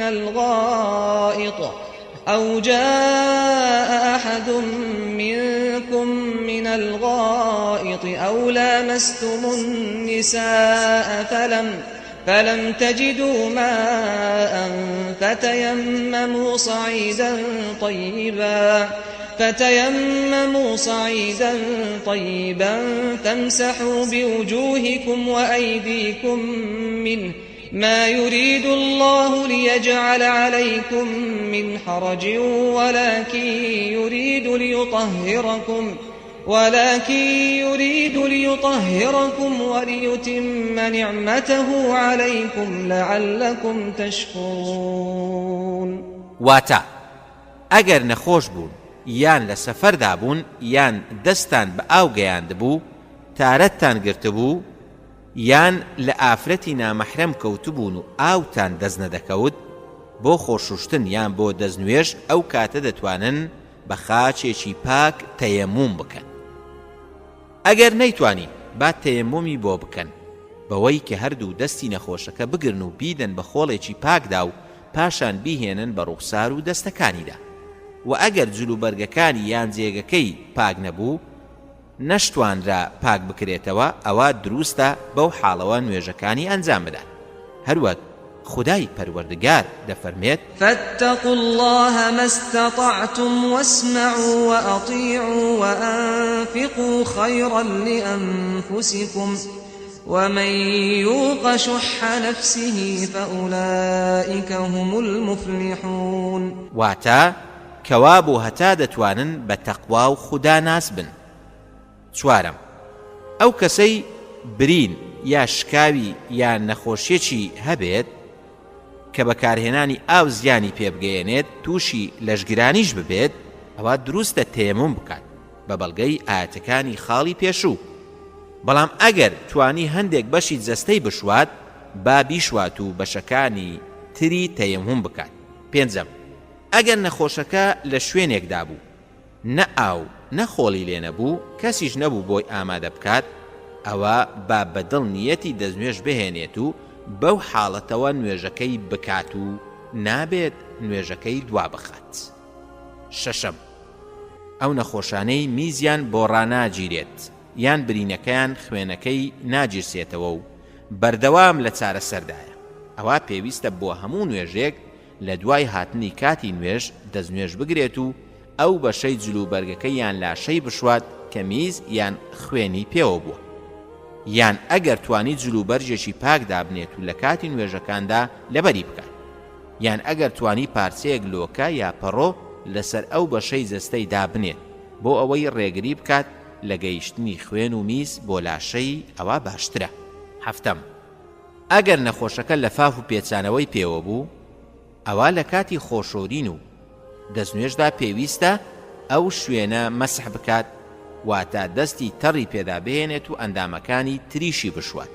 بەڵام ئەگەر مەسحکردنەکە زیانی پێدەگەیان یان برینی پێوە بوو نەدەتوانرا بشورێت یا مەسح بکرێت وەک سووتان ئەوە لە دوای دەستنوێژەکە دەتوانێت تەیەموم بکات.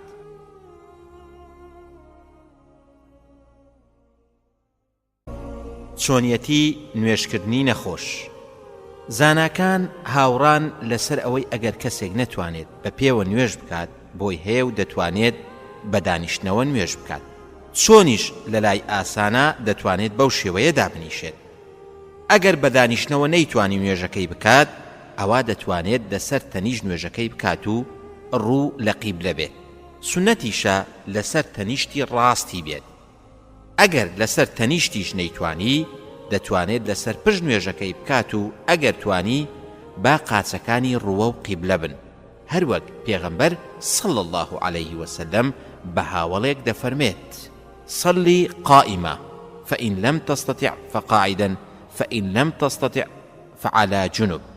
بە پێوە نوێژ بکە ئەگەر نەتوانی بە دانیشتنەوە، ئەگەر نەتوانی لەسەر تەنیشت، ئەگەر نەتوانی بە پاڵدانەوەوە.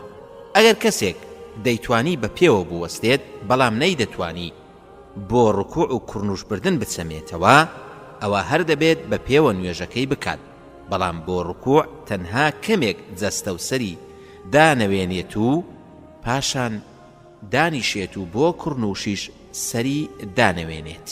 خودای گەورە دەفەرمێت وەقوموا لله قانیتین، واتە هەمیشە و بەردەوامیش هەستن بە ئەنجامدانی فەرمانەکان بۆ خودا بە گەردن کەچیەوە. خۆ ئەگەر نەخۆشەکەی بەهێز بوو یان شەلەلی بوو نەیدەتوانی سەری بجوڵێنێت ئەوە لە دڵی خۆیدا نیەتی ڕکوع و کوڕنوش دەهێنێت و ئەگەر نەیدەتوانی ڕوو بکاتە قیبلە و کەسیش نەبوو یارمەتی بدات ئەوە چۆن بۆی ئاسانە و بۆی دەگونجێت باوا بکات. هەندێک نەخۆش کاتێک نەشتەرگەریەکیان بۆ ئەنجام دەدرێت نوێژ ناکەن لەبەر ئەوەی ناتوانن بە تەواوی ئەنجامی بدەن یان ناتوانن دەستنوێژ بگرن یان لەبەر ئەوەی جلوبەرگەکەیان پاک نییە. ئەمەش هەڵەیەکی گەورەیە. واسێنان و نەکردنی نوێژ دروست نییە، بەڵکو دەبێت هەرچۆنێک بۆی بکرێت بیکات. هەروەک خودای گەورە دەفەرمێت فاتقوا الله ما استطعتم، واتە کەوا بوو هەتا دەتوانن بە تەقوا و خودا ناس بن. هەندێک نەخۆش دەڵێن کاتێک چاک بووینەوە نوێژەکانمان دەجێڕینەوە. ئەمەش سارد و سڕیە. نوێژ دەبێت لە کاتی خۆیدا ئەنجام بدرێت و دروست نییە دوای بخەین بۆ کاتێکی تر. ئەگەر نەخۆش یا کەسێکی تر خەوی لێکەوت یان لە بیری چوو نوێژەکەی بکات ئەوە دەبێت هەرکە خەبەری بۆوە یان بیری کەوتەوە یەکسەر نوێژەکەی بکات، نابێت وازی لێ بهێنێت و لەگەڵ نوێژێکی تردا بیکات. هەروەک پێغەمبەری خوددا صلی الله عليه وسلم دەفەرمێت هەر کەسێک لە کاتی نوێژدا خەوی لێکەوت یان لە بیری چوو ئەوە هەر کاتێک بیری کەوتەوە با نوێژەکە ئەنجام بدات و تەنها ئەمەش کەفارەتێتی. ئەگەر نەیتوانی هەر نوێژە و لە کاتی خۆیدا ئەنجام بدات ئەوە با نوێژی نیوەڕۆ و عەسر بەیەکەوە و نوێژی ئێوارە و خەوتنیش بەیەکەوە ئەنجام بدات، پێشیان بخات یان دوایان بخات بە پێی گونجان و ئاسانی بۆی. واتە جەمع و تەقدیم یا جەمع و تەئخیر. بەڵام نوێژی بەیانی پێویستە لە کاتی خۆیدا ئەنجام بدرێت و نە لەگەڵ پێش خۆی و نە لەگەڵ دوای خۆی کۆناکرێتەوە.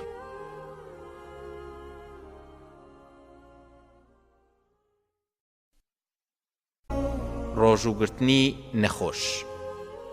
هەموو نەخۆشێک کە ڕۆژوگرتن لە لای گران و زەحمەت بوو دەتوانێت بە ڕۆژوو نەبێت، هەروەک خودای گەورە دەفەرمێت شهر رمضان الذي أنزل فيه القرآن هدى للناس وبينات من الهدى والفرقان فمن شهد منكم الشهر فليصمه ومن كان مريضا أو على سفر فعدة من أيام أخر يريد الله بكم اليسر ولا يريد بكم العسر ولتكملوا العدة ولتكبروا الله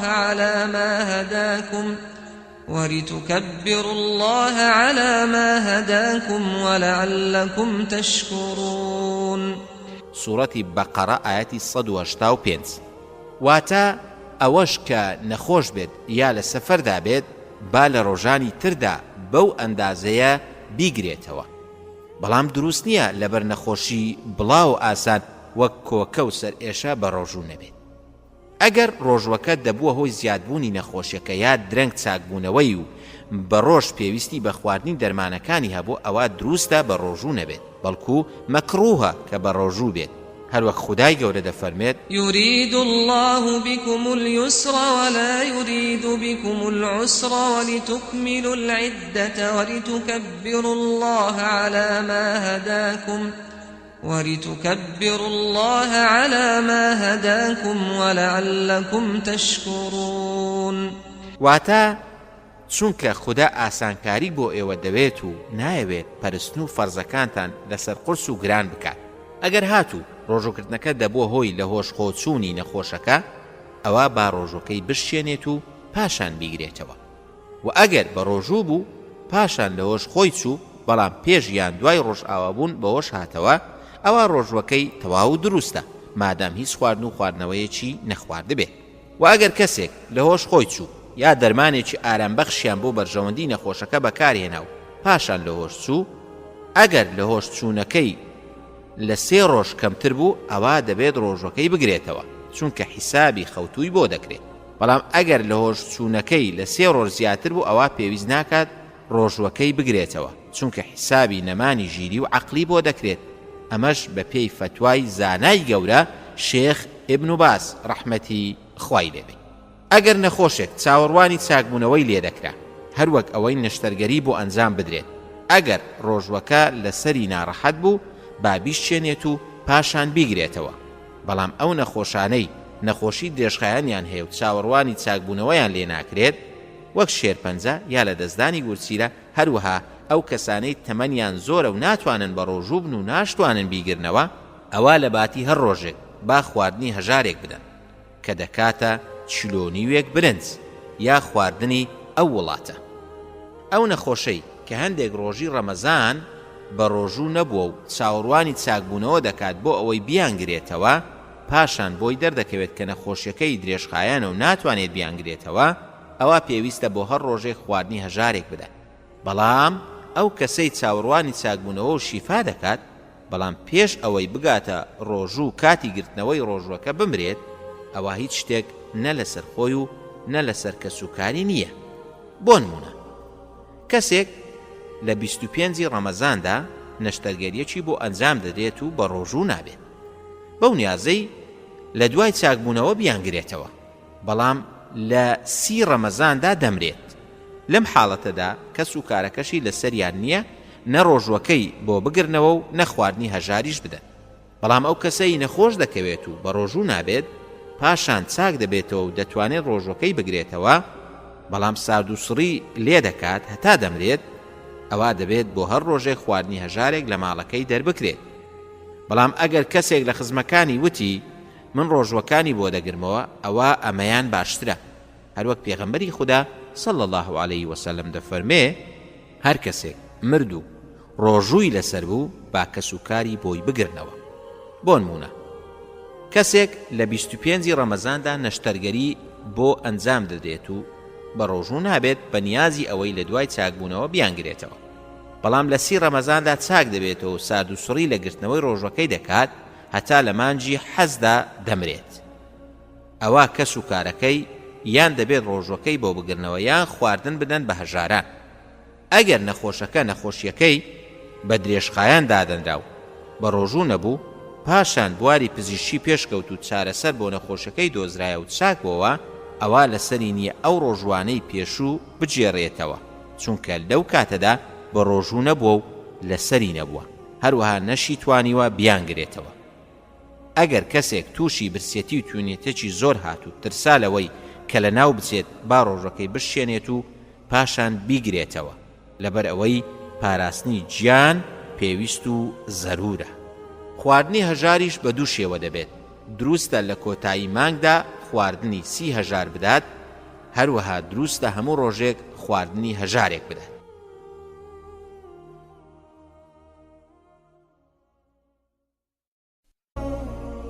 چەند وشەیەک بۆ ئەوانەی لای نەخۆشن.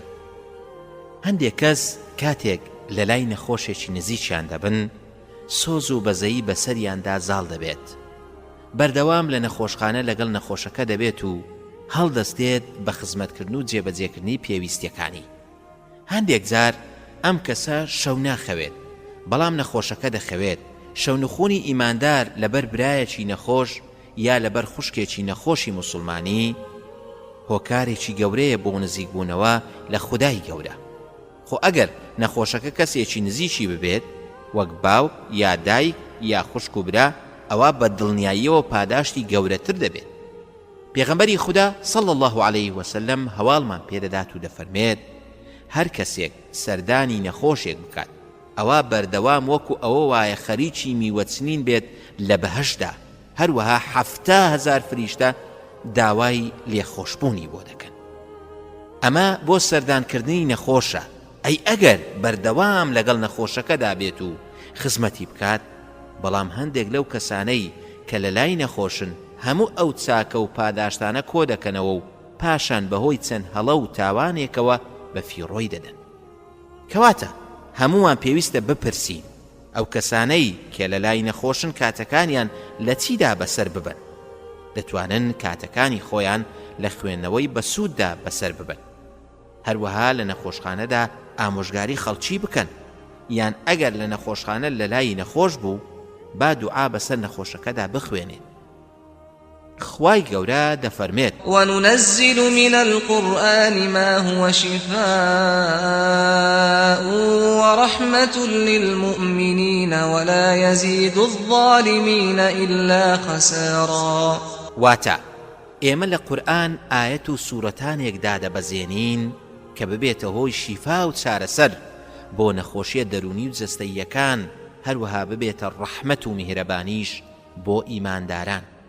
هەروەها دەفەرمێت وَلَوْ جَعَلْنَاهُ قُرْآنًا أَعْجَمِيًّا لَقَالُوا لَوْلَا فُصِّلَتْ آيَاتُهُ أَأَعْجَمِيٌّ وَعَرَبِيٌّ قُلْ هُوَ لِلَّذِينَ آمَنُوا هُدًى وَشِفَاءٌ وَالَّذِينَ لَا يُؤْمِنُونَ فِي آذَانِهِمْ وَقْرٌ وَهُوَ عَلَيْهِمْ عَمًى أولئك ينادون من مكان بعيد.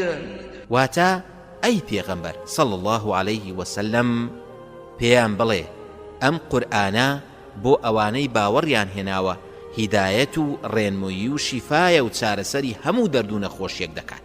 بە دڵنیاییەوە خوێندنی قورئان بەسەر نەخۆشدا کاریگەریەکی گەورەی دەبێت. لە نەخۆشخانەی سەربازیدا عەبدوڵای هاوڕێم گەنجێکی چاکەکار بوو.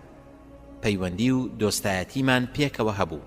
ئەمزانی کە باوکی تووشی نەخۆشی دڵ بووە و چەندان نەشتەرگەری بۆ ئەنجام دراوە و کۆتاجاریش بردویانەتەوە نەخۆشخانە و لەژێر چاودێری وردایە. چەند جارێک لە نەخۆشخانە سەردانم کرد، پاشان نەخۆشیەکەی پەرەی سەند و کەوتە بێهۆشیەکی تەواوە. نەیدەزانی لە دەوروبەریدا چی ڕوودەدات. کاتێک ئەو هاوڕێم زانی کە باوکی ئاگای لە هیچ نییە و زۆری سەردانی میوانەکانی ژناڕەحەتی دەکەن، نووسراوێکی بە دەرگای ژوورەکەدا هەڵواسی و لێی نووسی بە فەرمانی پزیشک سەردان قەدەغەیە. پاش چەند ڕۆژێک پەیوەندیم پێوە کرد و بە شڵەژاویە وتی یا شێخ دەمەوێت سەردانی باوکم بکەیت بۆ ئەوەی هەندێک قورئانی بەسەردا بخوێنی. بەپەلە چووم بۆ نەخۆشخانە و چوومە ژوورەوە بۆ لای باوکی. وەک لاشەیەکی بێجیان وابوو، لەسەر جێگەکەی ڕاکشا بوو، لە بێهۆشێکی تەواودا بوو. چەند ئامێرێک بەدەستەیەوە بوو، ئامێری فشاری خوێن، ئامێری شەکرە، لێدانی دڵ، هەناسەدان. لە تەنیشتەوە یاریدەری پزیشکێک بە ئارامی چاودێری ئامێرەکانی دەکرد. لێ نزیک بوومەوە و چوومە دیار سەری و قسەم لەگەڵ کرد، بەڵام هیچ شتێکی وەڵام نەدامەوە. وتم ئەی فڵانە کەس، ئەگەر گوێت لێمە تەنها پەنجەت بجوڵێنە. بەبێ جوڵە مایەوە و پەنجەی نەجوڵە. بە دەنگێکی کەمێک بەرز و بیسترا و دەستم کرد بە خوێندنی قورئان. الحمد لله رب العالمين الرحمن الرحيم ولا پاشان الله لا إله إلا هو الحي القيوم لا تأخذه سنة ولا نوم له ما في السماوات وما في الأرض من ذا الذي يشفع عنده إلا بإذنه يعلم ما بين أيديهم وما خلفهم ولا يحيطون بشيء من علمه إلا بما شاء وسع كرسيه السماوات والأرض ولا يؤوده حفظهما وهو العلي العظيم. نەخۆشەکە کەمێک جوڵاو بەڵام قسەی نەکرد. لە پڕیەکێک لە ئامێرەکان دەنجی لێوە هات، وەک دەنجی ئاگادارکردنەوە. یادگەری پزیشکەکە ترسا و هەستا ژمارەکانی ئامێرەکەی گۆڕی و دانیشت. پاشان ئامێرێکی تریش دەنجی لێوە هات، هەستا و گۆڕانکاری لەویشدا کرد و دانیشتەوە. پاشان ئامێری سێم بە هەمان شێوە. بەردەوام لە نێوان ئامێرەکاندا هاتوچۆی دەکرد و منیش قورئانم دەخوێن. گوێم لە هاوڕەکەم بوو بە یاریدەری پزیشکەی دەوت This is Quran. This is Quran. ئەوە قورئانە، ئەوە قورئانە. بەسەر سوڕمانەوە سەیری دەکردین. بەڵام من لە قورئان خوێندنەکەم هەر بەردەوام بوو، بەبێ ئەوەی ئاوڕیان لێ بدەمەوە. نزیکەی نیو کاتژمێر قورئانم بەسەردا خوێن. پاشان دوعام بۆ کرد و ڕۆیشتم. بەڵام عەبدوڵڵا لەگەڵ یاریدەری پزیشکەکەدا مایەوە و بە زمانی ئینگلیزی قسەی بۆ دەکرد. گوێم لە دووبارەبوونەوەی ئەم وشانە بوو: قورئان، ئیسلام. پاشان عەبدوڵڵا بەرەو ڕووم هات و سوپاس و ماڵ ئاوایی لێ کردم. دەستیم گرت و وتم تێنەگەیشتم چی ڕوویدا، ئەم ئامێرانە چی بوون کە بێتاقەتیان کردین؟ یاریدەری پزیشکە بۆچی شڵەژا؟ وتی یا شێخ کارەکە زۆر سەرسوڕهێنەرە. تۆ دەزانی باوکم تووشی نەخۆشی دڵ بووە و چەندان نەشتەرگەریمان بۆ ئەنجام داوە؟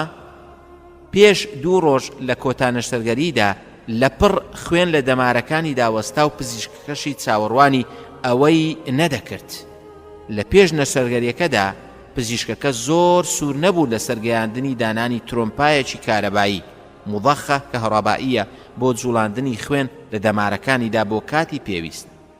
هەر بۆیە پزیشکەکە زۆر بەپەلە هەستا بە دانانی ترومپایەکی بەدەست جوڵاو. داوای لە یەکێک لە یاریدەرەکانی تر کرد کە بەدەست ترومپاکە بجوڵێنێت. ئەمەش باوکمی هێنایە سەر لێواری مەرگ. لەبەرەوەی خوێن لە دەمارەکانیدا بۆ ماوەی 50 خولەک وەستا.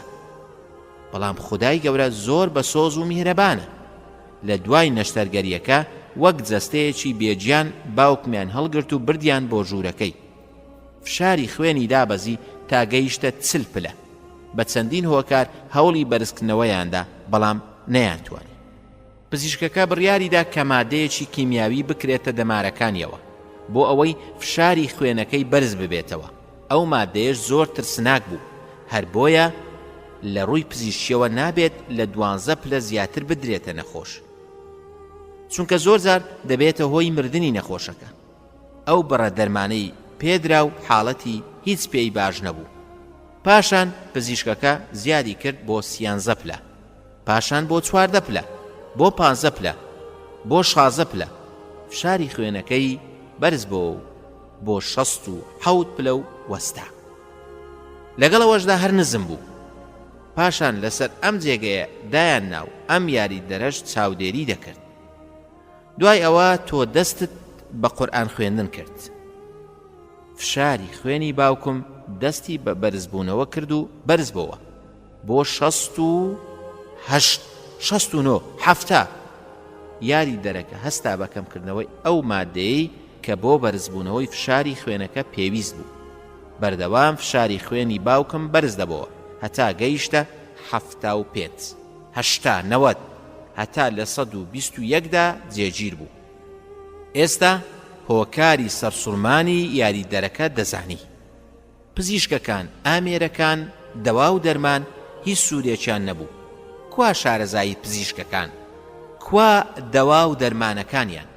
پاچی و بێگەردی بۆ ئەو خودایەی کە قورئانی دابەزان. وننزل من القرآن ما هو شفاء ورحمة للمؤمنين ولا يزيد الظالمين إلا خسارا. سورة إسراء آيات 82. واتا ئێمە لە قورئان ئاەت و سوورەتانێکدا دەبەزێنین کە ببێتە هۆی شیفا و چارەسەر بۆ نەخۆشیە دەرونی و جەستەییەکان، هەروەها ڕەحمەت و میهرەبانیش بۆ ئیمانداران.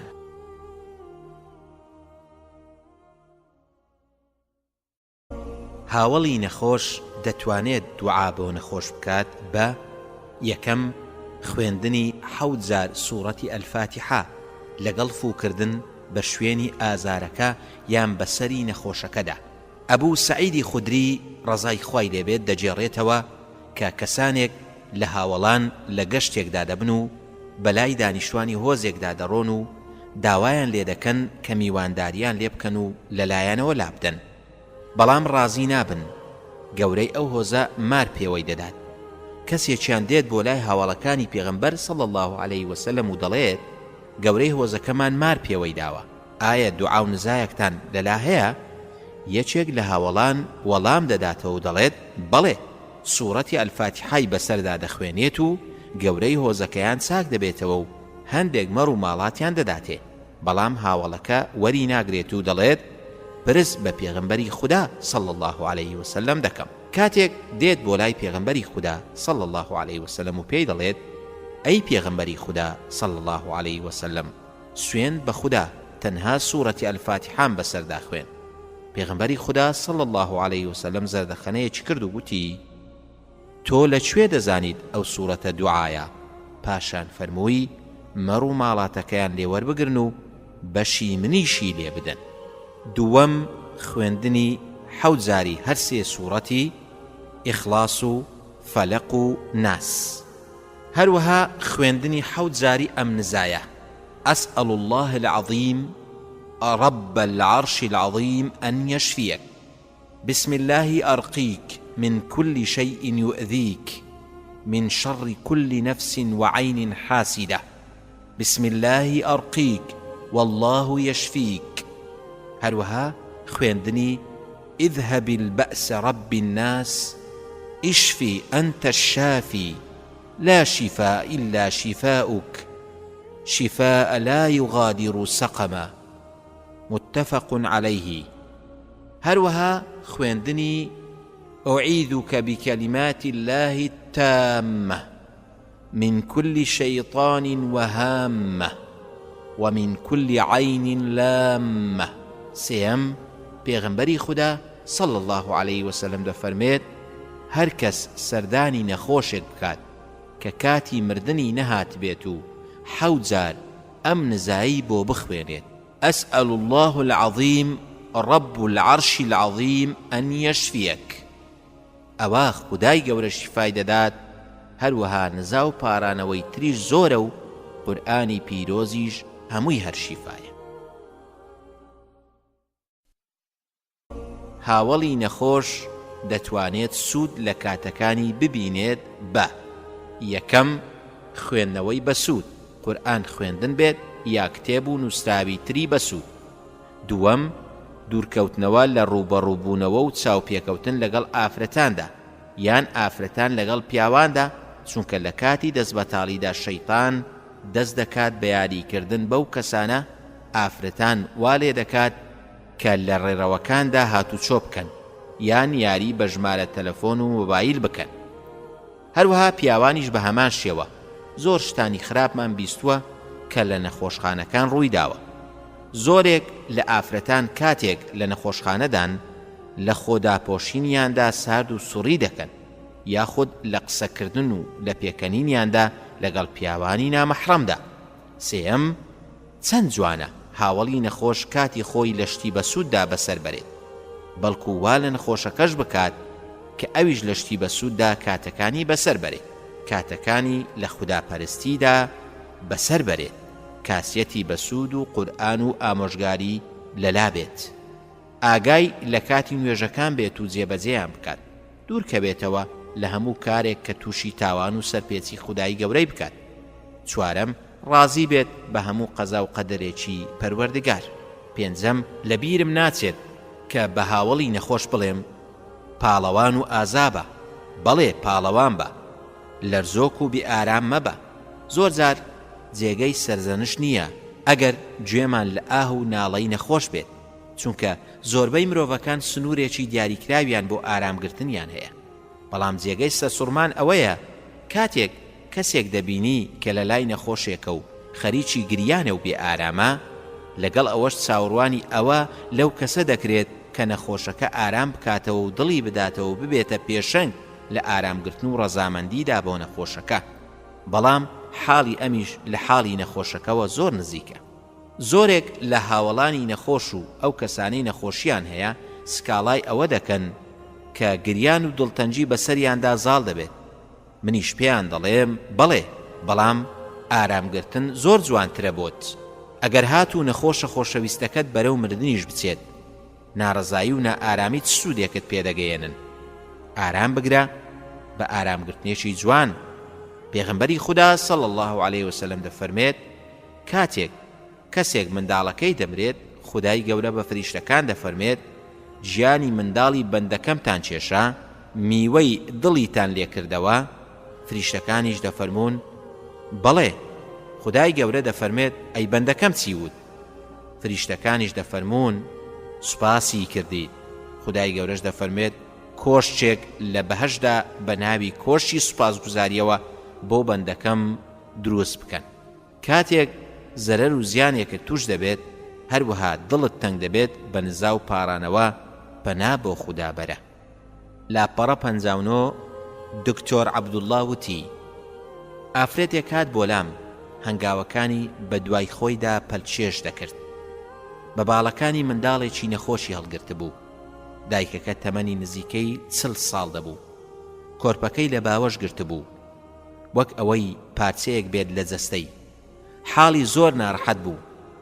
لە دووری 2 تا 3 مەترەوە گوێت لە دەنجی هەناسەی سنجی دەبوو. پرسیارم لێ کرد تەمەنی چەندە؟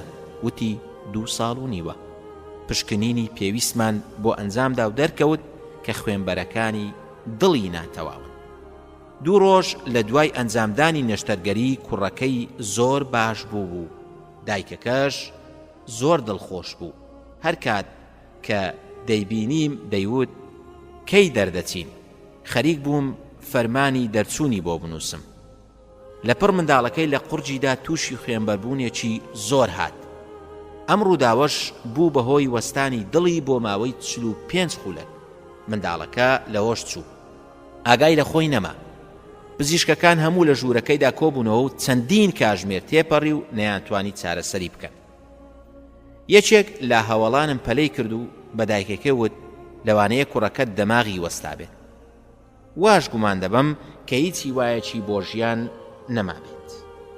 بەستە زەنشتەوە ئاوڕم لێدایەوە پێم وت بۆچی وات پێوت؟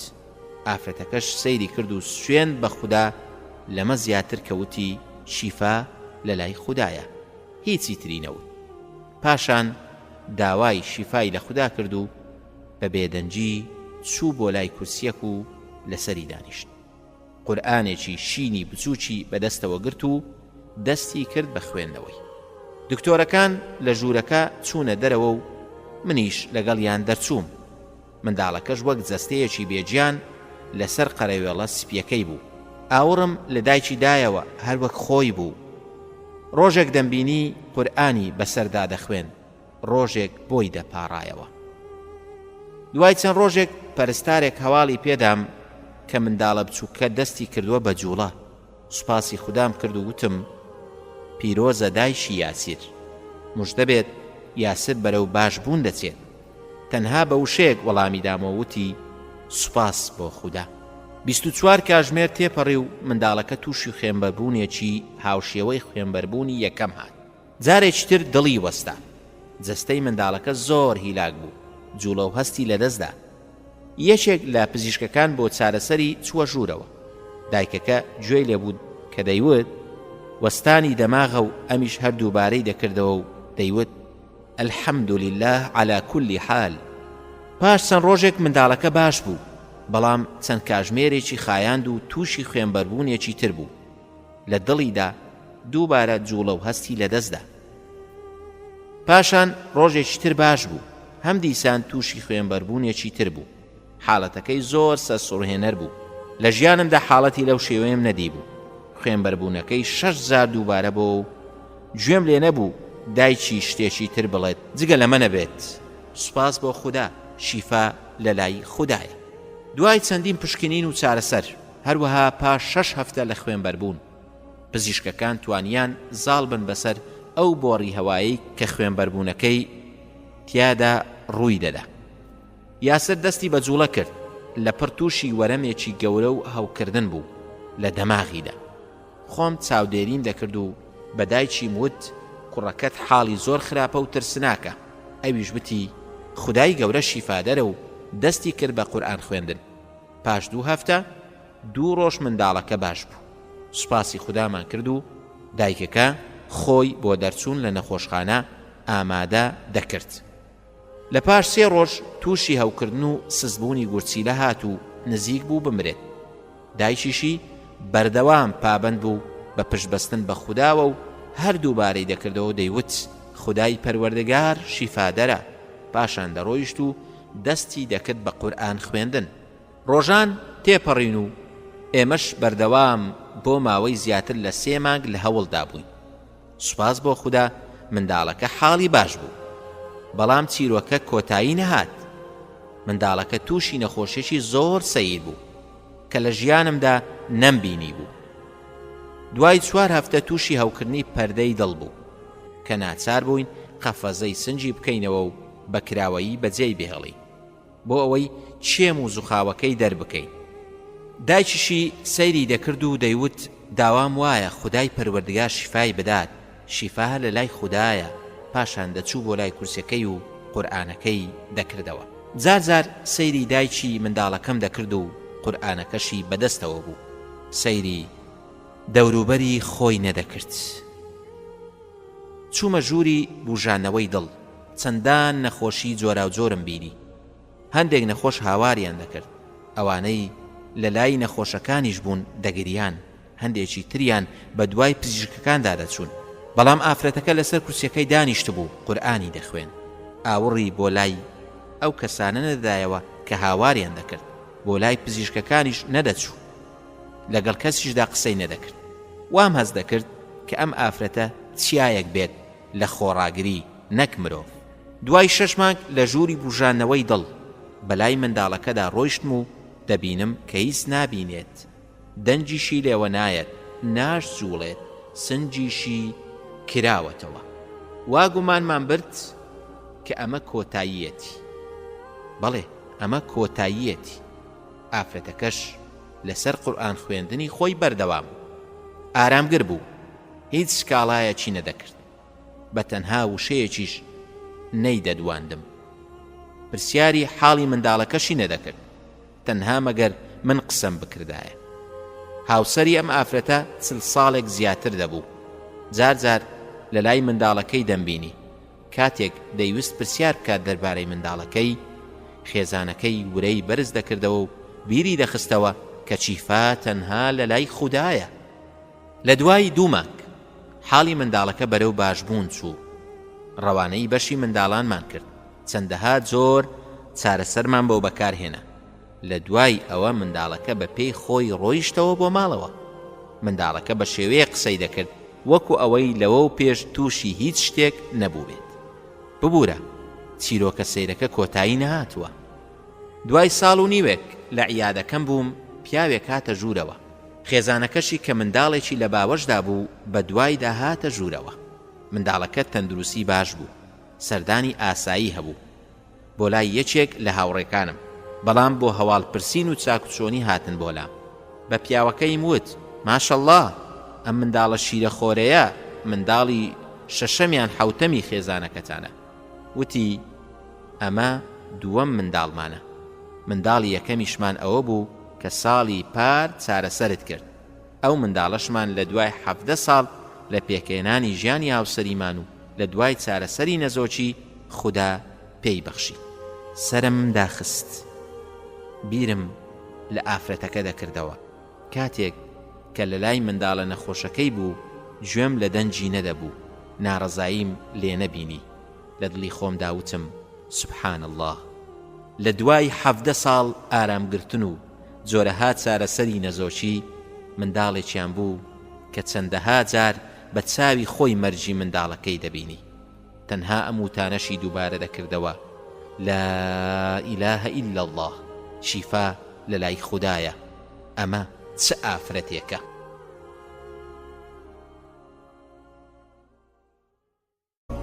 چۆنیەتی سەردانی نەخۆش. لە هەندێک کتێبدا هاتووە کە کەسێک دەچێت بۆ لای نەخۆشێک و پێش ئەوەی کە دابنیشێت بە نەخۆشەکە دەڵێت: فلانە کەس ڕەنگت زەردە. نەخۆشەکەش دەڵێت: ئەلحەمدولله عەلا کولی حال. کابرا دەڵێت: زۆر هیلاک و ماندوو دیاریت. نەخۆشەکەش دەڵێت: خوددا گەورەیە. کابرا دەڵێت: نەخۆشەکەت زۆر پێوە دیارە، کەی توش بووی؟ نەخۆشەکەش دەڵێت: چەند ڕۆژێکە. کابرا دەڵێت: هاواری چی دەکەیت؟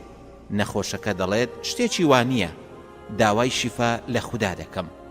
کابرا دەڵێت: نەخۆشەکە چییە؟ نەخۆشەکە دەڵێت: نەخۆشێکی دیاری کراوە. کابرا دەڵێت: چییە؟ ناوی نییە؟ باشە، ئایا تۆ باشی؟ نەخۆشەکە دەڵێت: پێش ئەوەی کە بیت بۆ لام زۆر باش بووم. کابرا دەڵێت: باشە، من دەڕۆم، پێویستیەکت نییە؟ نەخۆشەکە دەڵێت: با، پێویستیەکم ئەوەیە کاتێک کە لە لای من دەڕۆیت هەرگیز مێرەوە بۆ لام. ئەگەر مردیشم گەردەنت ئازا بێت، نوێژیشم لەسەر مەکە. ئەمە زمان حاڵ و سکاڵای هەندێک لە نەخۆشەکانە لەو کەسانەی کە سەردانیان دەکەن. هەندێک میوان کاتێک دادەنیشن کۆمەڵە پرسیارێکی کۆتایی نەهاتوو لە نەخۆش دەکەن. پێشنیاری سەیر دەردەبڕن. بەڵێ، پێشنیاری سەیر دەردەبڕن. خۆیان وەکو پزیشێک پیشان دەدەن. لێرەدا پێویستە چەند نەریتێکی شەرعی بە بیری خۆمان بهێنینەوە دەربارەی چۆنیەتی سەردانیکردنی نەخۆش.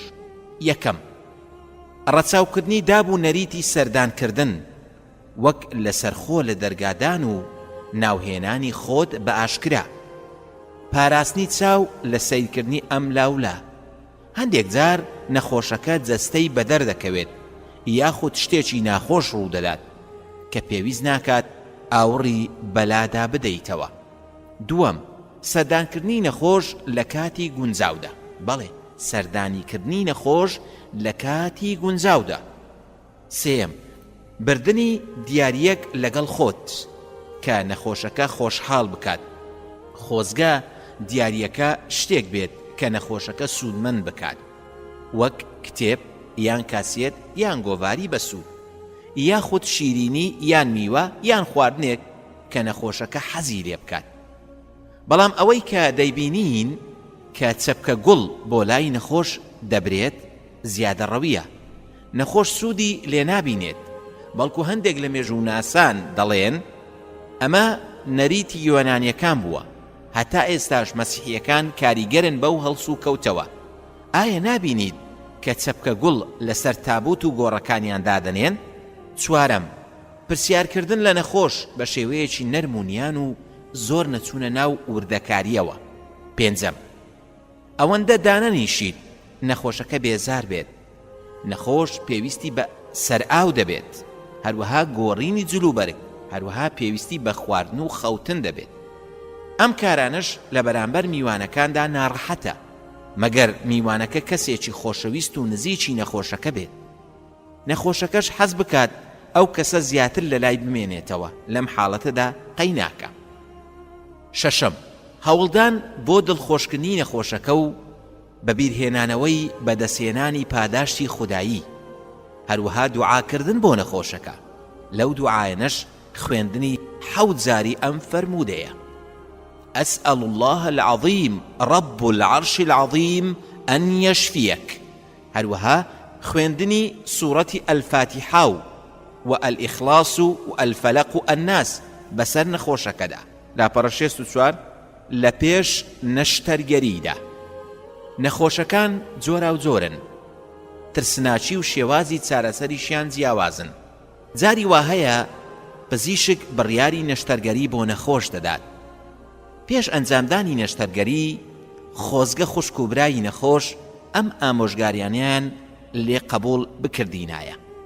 یەکەم، پشبەستن بە خودای گەورە و پەنابردن بۆی.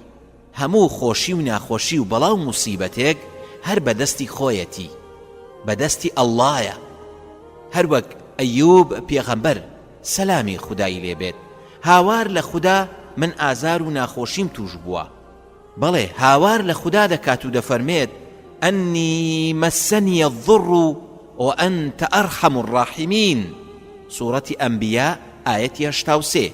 واتە بەڕاستی من ئازار و ناخۆشیم توش بووە، تۆش لە هەموو کەس میهرەبانتر و لە هەموو کەس دلۆڤانتریت. تۆ لەبەر دەستی خوددا دایت و سکاڵای خۆتی بۆ دەربڕە. دووەم، ئازا و خۆڕاگر و ڕەزامەند و ملکەت بە، کەس و کارەکەت دڵخۆش بکە.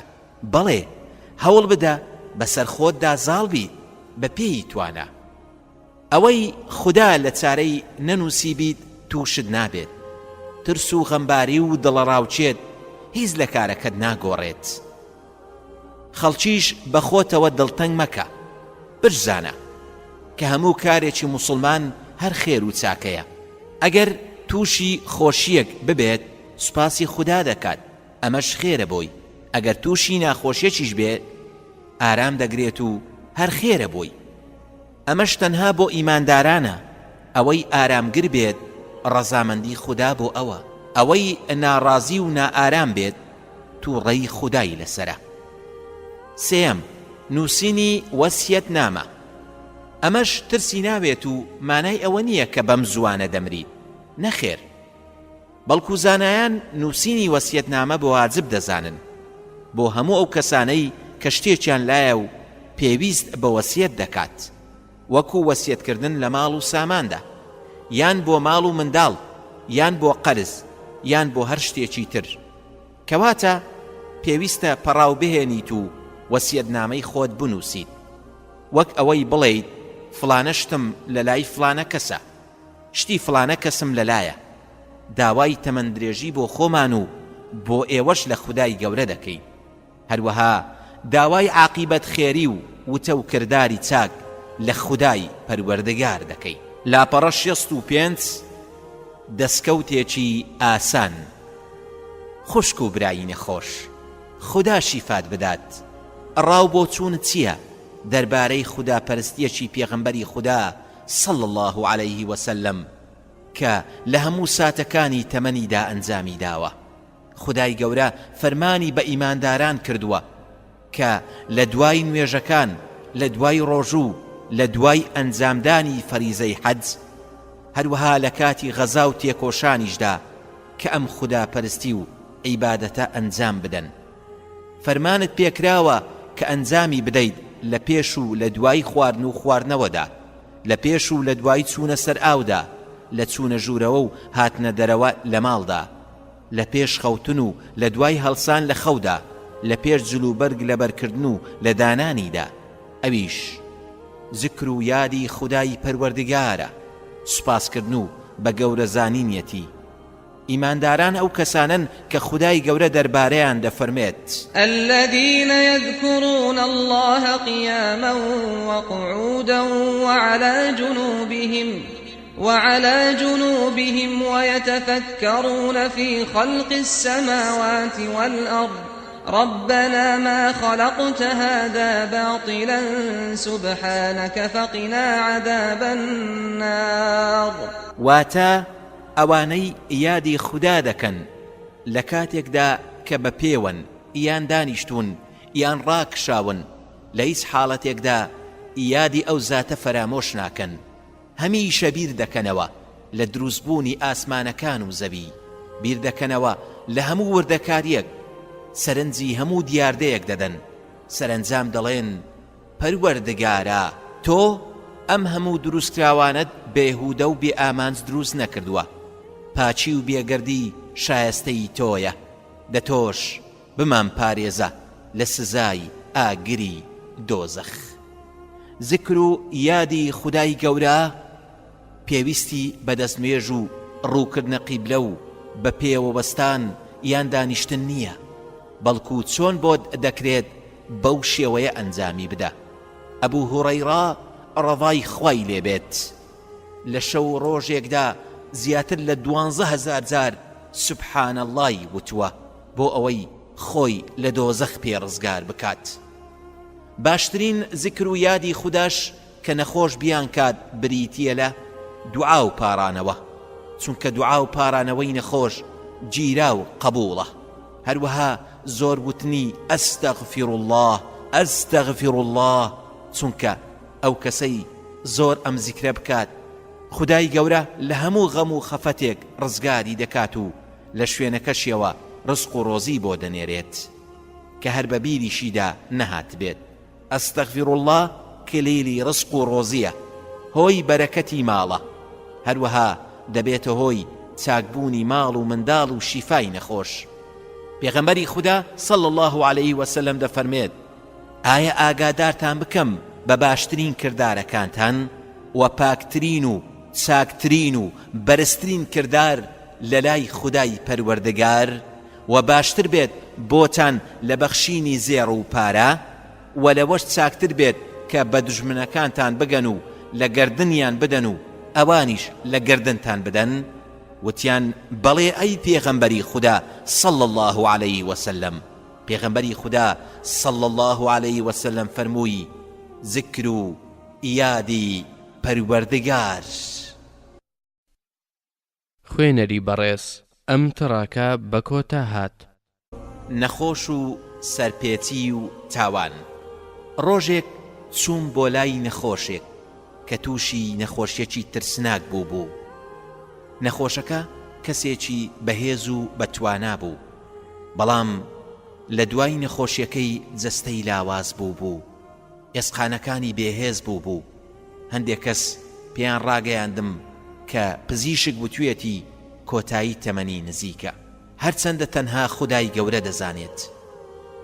بە ئارامی بەرەو ژوورەکەی کەوتمەڕێ، چاوەڕێی ئەوەم دەکرد بە قورئان خوێندنی پێشوازیم لێ بکات، هەروەها چاوەڕێم دەکرد بەرماڵی نوێژەکەی ڕاخراو بێت و ڕوە و بارەگای خوددا بێت. لە دەرگامدا و مۆڵەتیان دام کە بچمە ژوورەوە. ئەونەی دەزانی کە منم چوومە ژوورەکەی هاوشێوەی گۆڕستان بوو، ئاوێنەی ژوورەکەی بەڕەنجی سپیدا پۆشرا بوو بۆ ئەوەی خۆی نەبینێت و ئاگاداری هەڵوەرینی قژی نەبێت و نەخۆشیەکەی بیر نەکەوێتەوە. کاتێک بینیمی خۆی ئامادە کرد کە دابنیشێت، کۆمەڵێک هاوڕێی لەلا بوو. گەورەترین غەمیان ئەوە بوو کە نەخۆشیەکەی لەبیر ببەنەوە.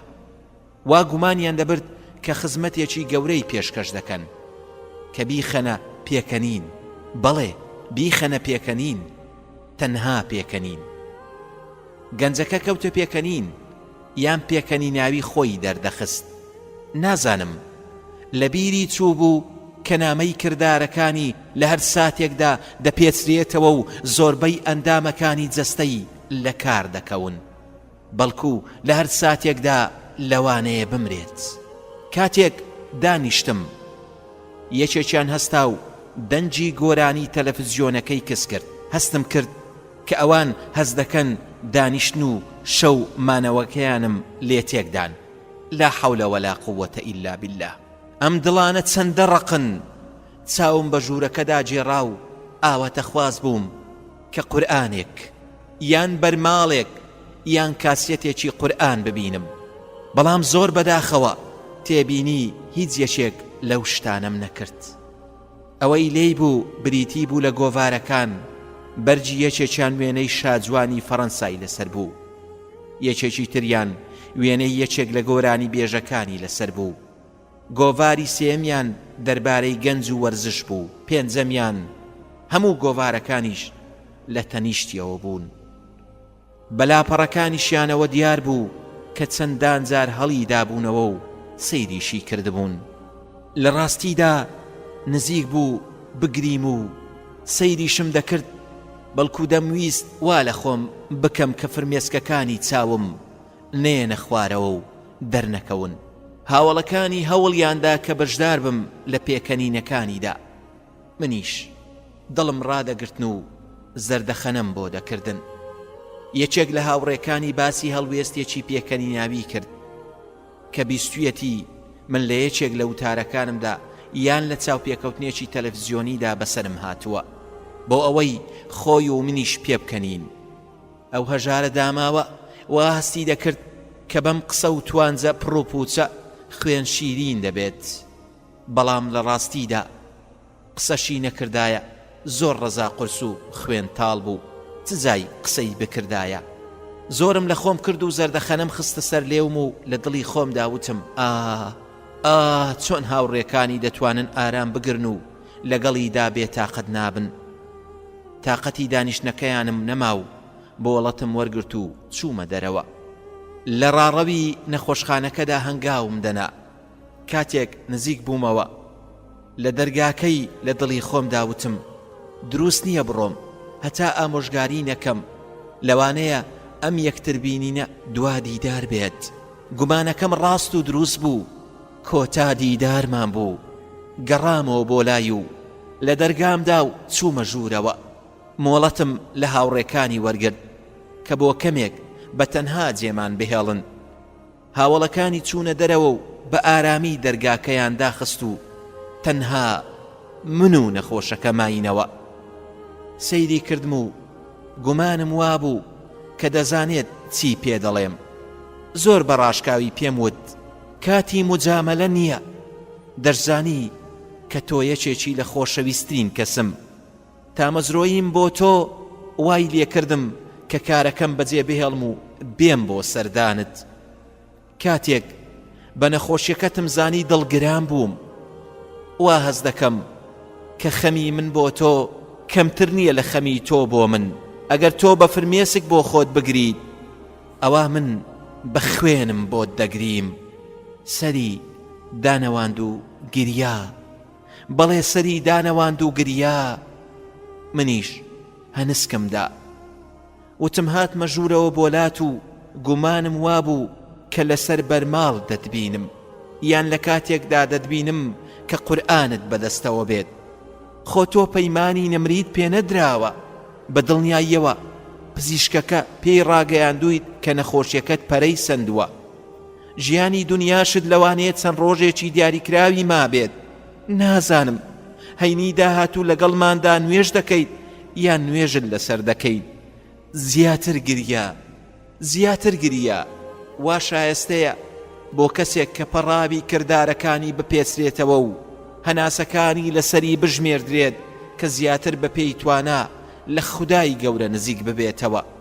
کەسی لە ساخ فەرمان پێکراوە بە خۆشەویستی و ملکەتی خودای گەورە. کەواتە کەسی نەخۆش زیاتر پێویستە فەرمانەکانی خودای گەورە جێبەجێ بکات. تۆ لەکوێ بوویت دەربارەی پاڕانەوە و زیکر و یادی خوددا بۆت بدوێم؟ کوا دڵ نەرمیەکەت؟ بەڵێ کوا ئەو ئازایەتی کە پەیمانت پێدا؟ کوا ئەو قسەی کە ڕۆژێک وتت پێویستە مرۆڤ تف بکاتە دەم و چاوی شەیطان و ئاور لە وەسوەسەکانی نەداتەوە. چۆن لەم کاتی پێویستیەدا لە خودای گەورە دوور دەکەویتەوە. زیاتر گریە بە چەند وشەیەک ستایشی کردم، پاشان لە لای ڕۆیشتمە دەرەوە. پاش 3 ڕۆژ کۆچی دوایی کرد و نوێژمان لەسەر کرد. خوددا بە بەزەیی بێت لەگەڵیدا و پلەی بەرز بکاتەوە. ئامین ئامین ئامین.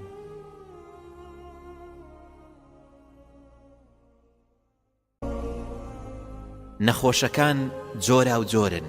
لە ڕەمەزاندا گەشتێکم بۆ وڵاتی ئەوروپی کرد. کەش و هەوا زۆر سارد بوو. لە ناوەندی ئیسلامی کۆبووینەوە و نوێژی تەراویحمان ئەنجامدا. پاشان ئامۆژگاری ڕۆژانەم بۆ باز کردن.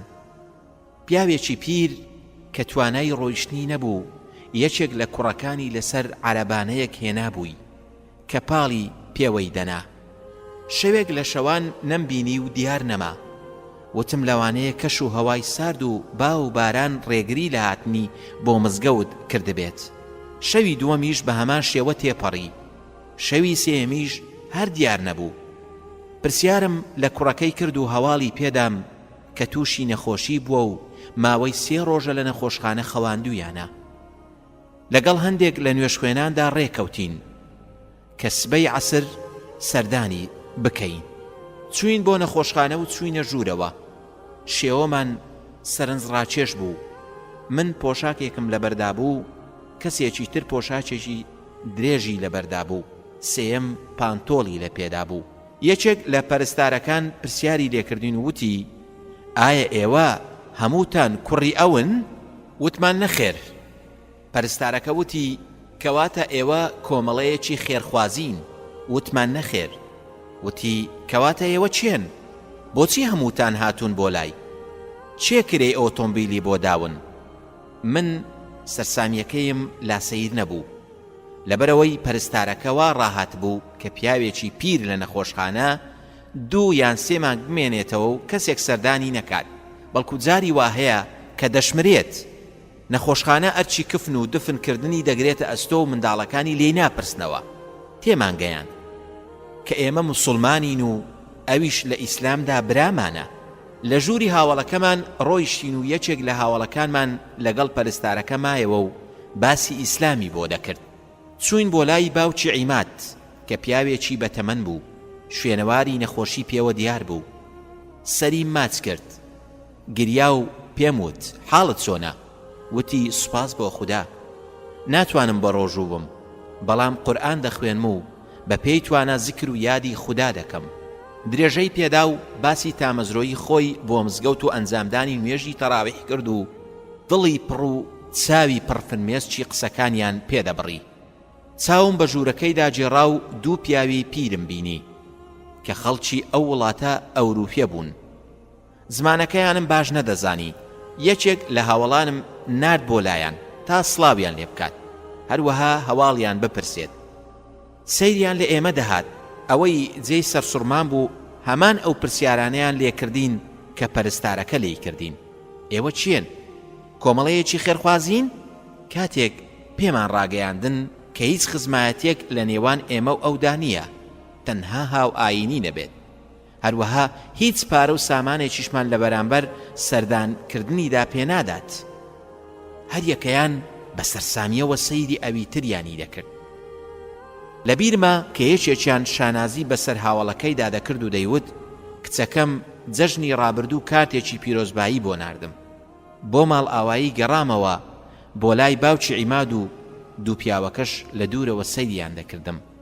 لێم پرسی ئێوە هیچ قسە و توێژێکتان لە نێواندا هەیە؟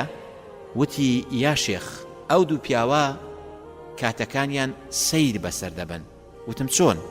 وتی هەتا عەسر دەخەون، کاتێک کە هەڵدەستن برسیانە. پەرستارەکە خواردنیان بۆ ئامادە دەکات، کاتێک تێر دەبن ئاخ و ئۆف هەڵدەچێشن و تووڕە دەبن و جنێو دەدەن و هاواریان نەخۆشخانەکە پڕ دەکات و پەرستارەکە یەکی شوشەیەک عارەقیان بۆ دەهێنێت. وا دەزانم کە خەولێ خەر بێت. دەیخۆنەوە و دەخەون هەتا سبەی عەسر، پاشان لە خەو هەڵدەستن و هەمان بەرنامە دووبارە دەکەنەوە.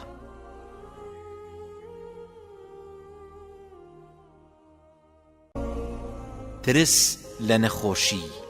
یەکێک لە قوتابیەکانم لە زانکۆ تەمەنی نزیکی 40 ساڵ دەبوو، وام گومان دەبرد هەر 25 ساڵێک بێت. چەند ڕۆژێک دیار نەما و نەمبینی، پاشان بینیمەوە و سەبارەت بە دیار نەبوونەکەی پرسیارم لێ کرد. ئەویش وتی کوڕەکەم نەخۆشە و خەریکی چارەسەری بوو. وتم خوددا شیفای بدات، تووشی چی بووە؟ وتی تووشی ژەهراوی بوونی خوێن بووە و کاری کردۆتە سەر جگەر و دەماغی، ئێستاش نەخۆشیەکە بە لاشەیدا بڵاو بۆتەوە. وتم ئەلحەمدولیللا عەلا کولی حال، مژدە بێت ئەجر و پاداشتی گەورەت هەیە، هەتا ئەگەر گیانیش بسپێرێت و بمرێت لەبەر ئەوەی مردنی منداڵی بچووک شەفاعەت و تکا بۆ باوک و دایکی دەکات. وتی یا شێخ منداڵی بچووکی چی؟ تەمەنی 17 ساڵە. وتم سواز بۆ خوددا، خوددا بەرەکەت بخاتە براکانیەوە و بیان پارێزێت. کەمێک مات بوو. وتی یا شێخ تەنها ئەو کوڕەم هەیە و بەس، بەڵام سوێن بە خوددا سوپاس گوزارم، ئارامگرم و چاوەڕێی پاداشتی خوددا دەکەم، هەموو شتێکیش بە پێی قەزا و قەدەرە. تخوا بەراوردێک لە نێوان ئەم کەسە ئارامگرە و کۆمەڵێکی ترساوی بێهێزی داڕوخاوی ئیمان لاوازدا بکات، ئەو کەسانەی کە ئارامگرنین و بەتەمای پاداشتی خوددانین. لاپەڕا 72 تەنها خاڵێکی بچووک. دکتۆر ئەریج وتی بە هێواشی لە دەرگای عادەکەیدا و پەرستارەکە مۆڵەتی هاتنە ژوورەوەی پێدا. مێردەکەی و کچەکەشی لەگەڵیدا بوو. لێی ورد بوومەوە ئافرەتێک بوو لە تەمەنی 40 ساڵیدا بوو. کەمێک قەڵەو بوو، بە شێوەیەکی ئاشکرا دیار بوو کە زۆر بایەخی بەخۆی دەدا. لەسەر کورسیەک دانیشت و دەستی کرد بە قسە و وتی پێویستم بەڕاو بۆ چوونت هەیە بۆ ئەو کێشەیەی کە ماوەیەکی دوور و درێژە بەدەستیەوە دەناڵێنم. زەردەخەنەیەکم بۆ کرد، زیاتر درێژەی پێدا و قسەی بۆ کردم دەربارەی ئەو شتەی کە ماوەیەکی زۆرە ماندووی کردووە. ئەویش چەند خاڵێک بوو لە دەموچاویدا. بۆ چارەسەری ئەو چەند خاڵەی دەموچاوی سەردانی زۆرێک لە پزیشکان و ناوەندە جوانکاریەکانی کردبوو. ئێستاش ماوەی چەند مانجێکە دەرمانێک بەکاردەهێنێت کە ئەو دەرمانە بەوە ناسراوە کە دەبێت بە شێوەیەکی زۆر ورد چاودێری بکرێت بۆ ئەوەی کار نەکاتە سەر جگەر. پێم وت کوا ئەو خاڵانەی ڕوخسارت؟ شوێنی خاڵەکانم نەبینی. بەردەوام بوو لە جێڕانەوەی ئەو ناڕەحەتیانەی کە لە ماوەی چارەسەریدا تووشی هاتبوو. بەڕاستی هیلاک و ماندوو بوو. جارێکی تر پرسیارەکەم دووبارە کردەوە، ڕێگەم پێدەدەی کە پشکنین بۆ ئەو خاڵانت بکەم کە مەبەستە؟ کاتێک ڕوخساری بەدەرخست خەریک بوو دەستێک بە دەم و چاومدا بهێنم.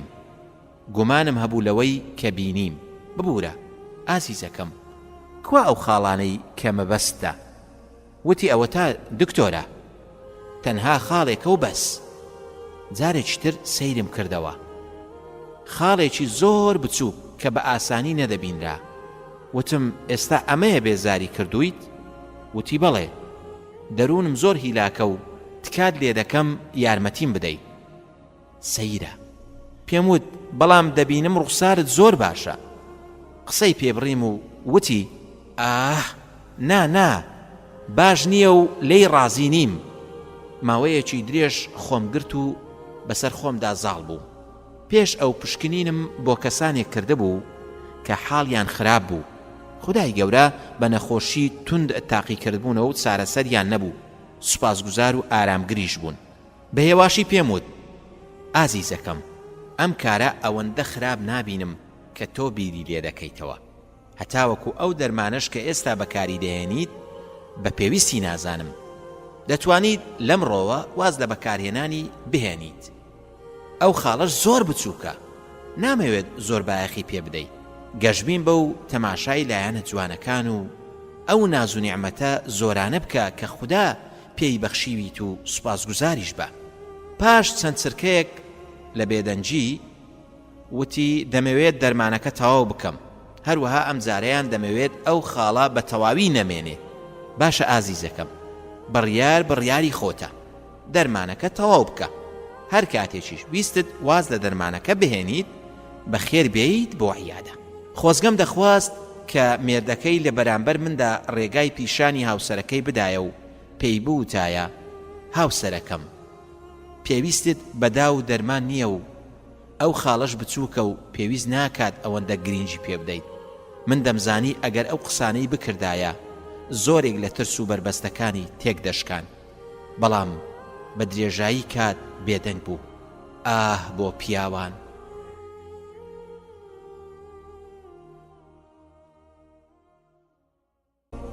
لە کۆتاییدا براو خوشی نەخۆش، پزیشکی بەڕێز، هاوڵی دڵسۆزی نەخۆش، ئەمە گەڕانێکی خێرا بوو سەبارەت بە نەخۆشی و نەخۆشەکان. پەیامێک بوو بۆ خوشک و برا پزیشکەکان، بۆ هەموو ئەو کەسانەی نەخۆشیان هەیە و دەردەدارن. داواکارم کە سوودمەند بوو بێت و بۆ ساتێکیش بێت ئازاری نەخۆش و دەردەدارەکانی شکاند بێت و هیوایەکیان لە دڵ و دەرووندا بۆ دروست بوو بێت. خدای گەورەش لێمانی وەرگرت بێت. وصلى الله وسلم وبارك على نبينا محمد وعلى آله وصحبه أجمعين.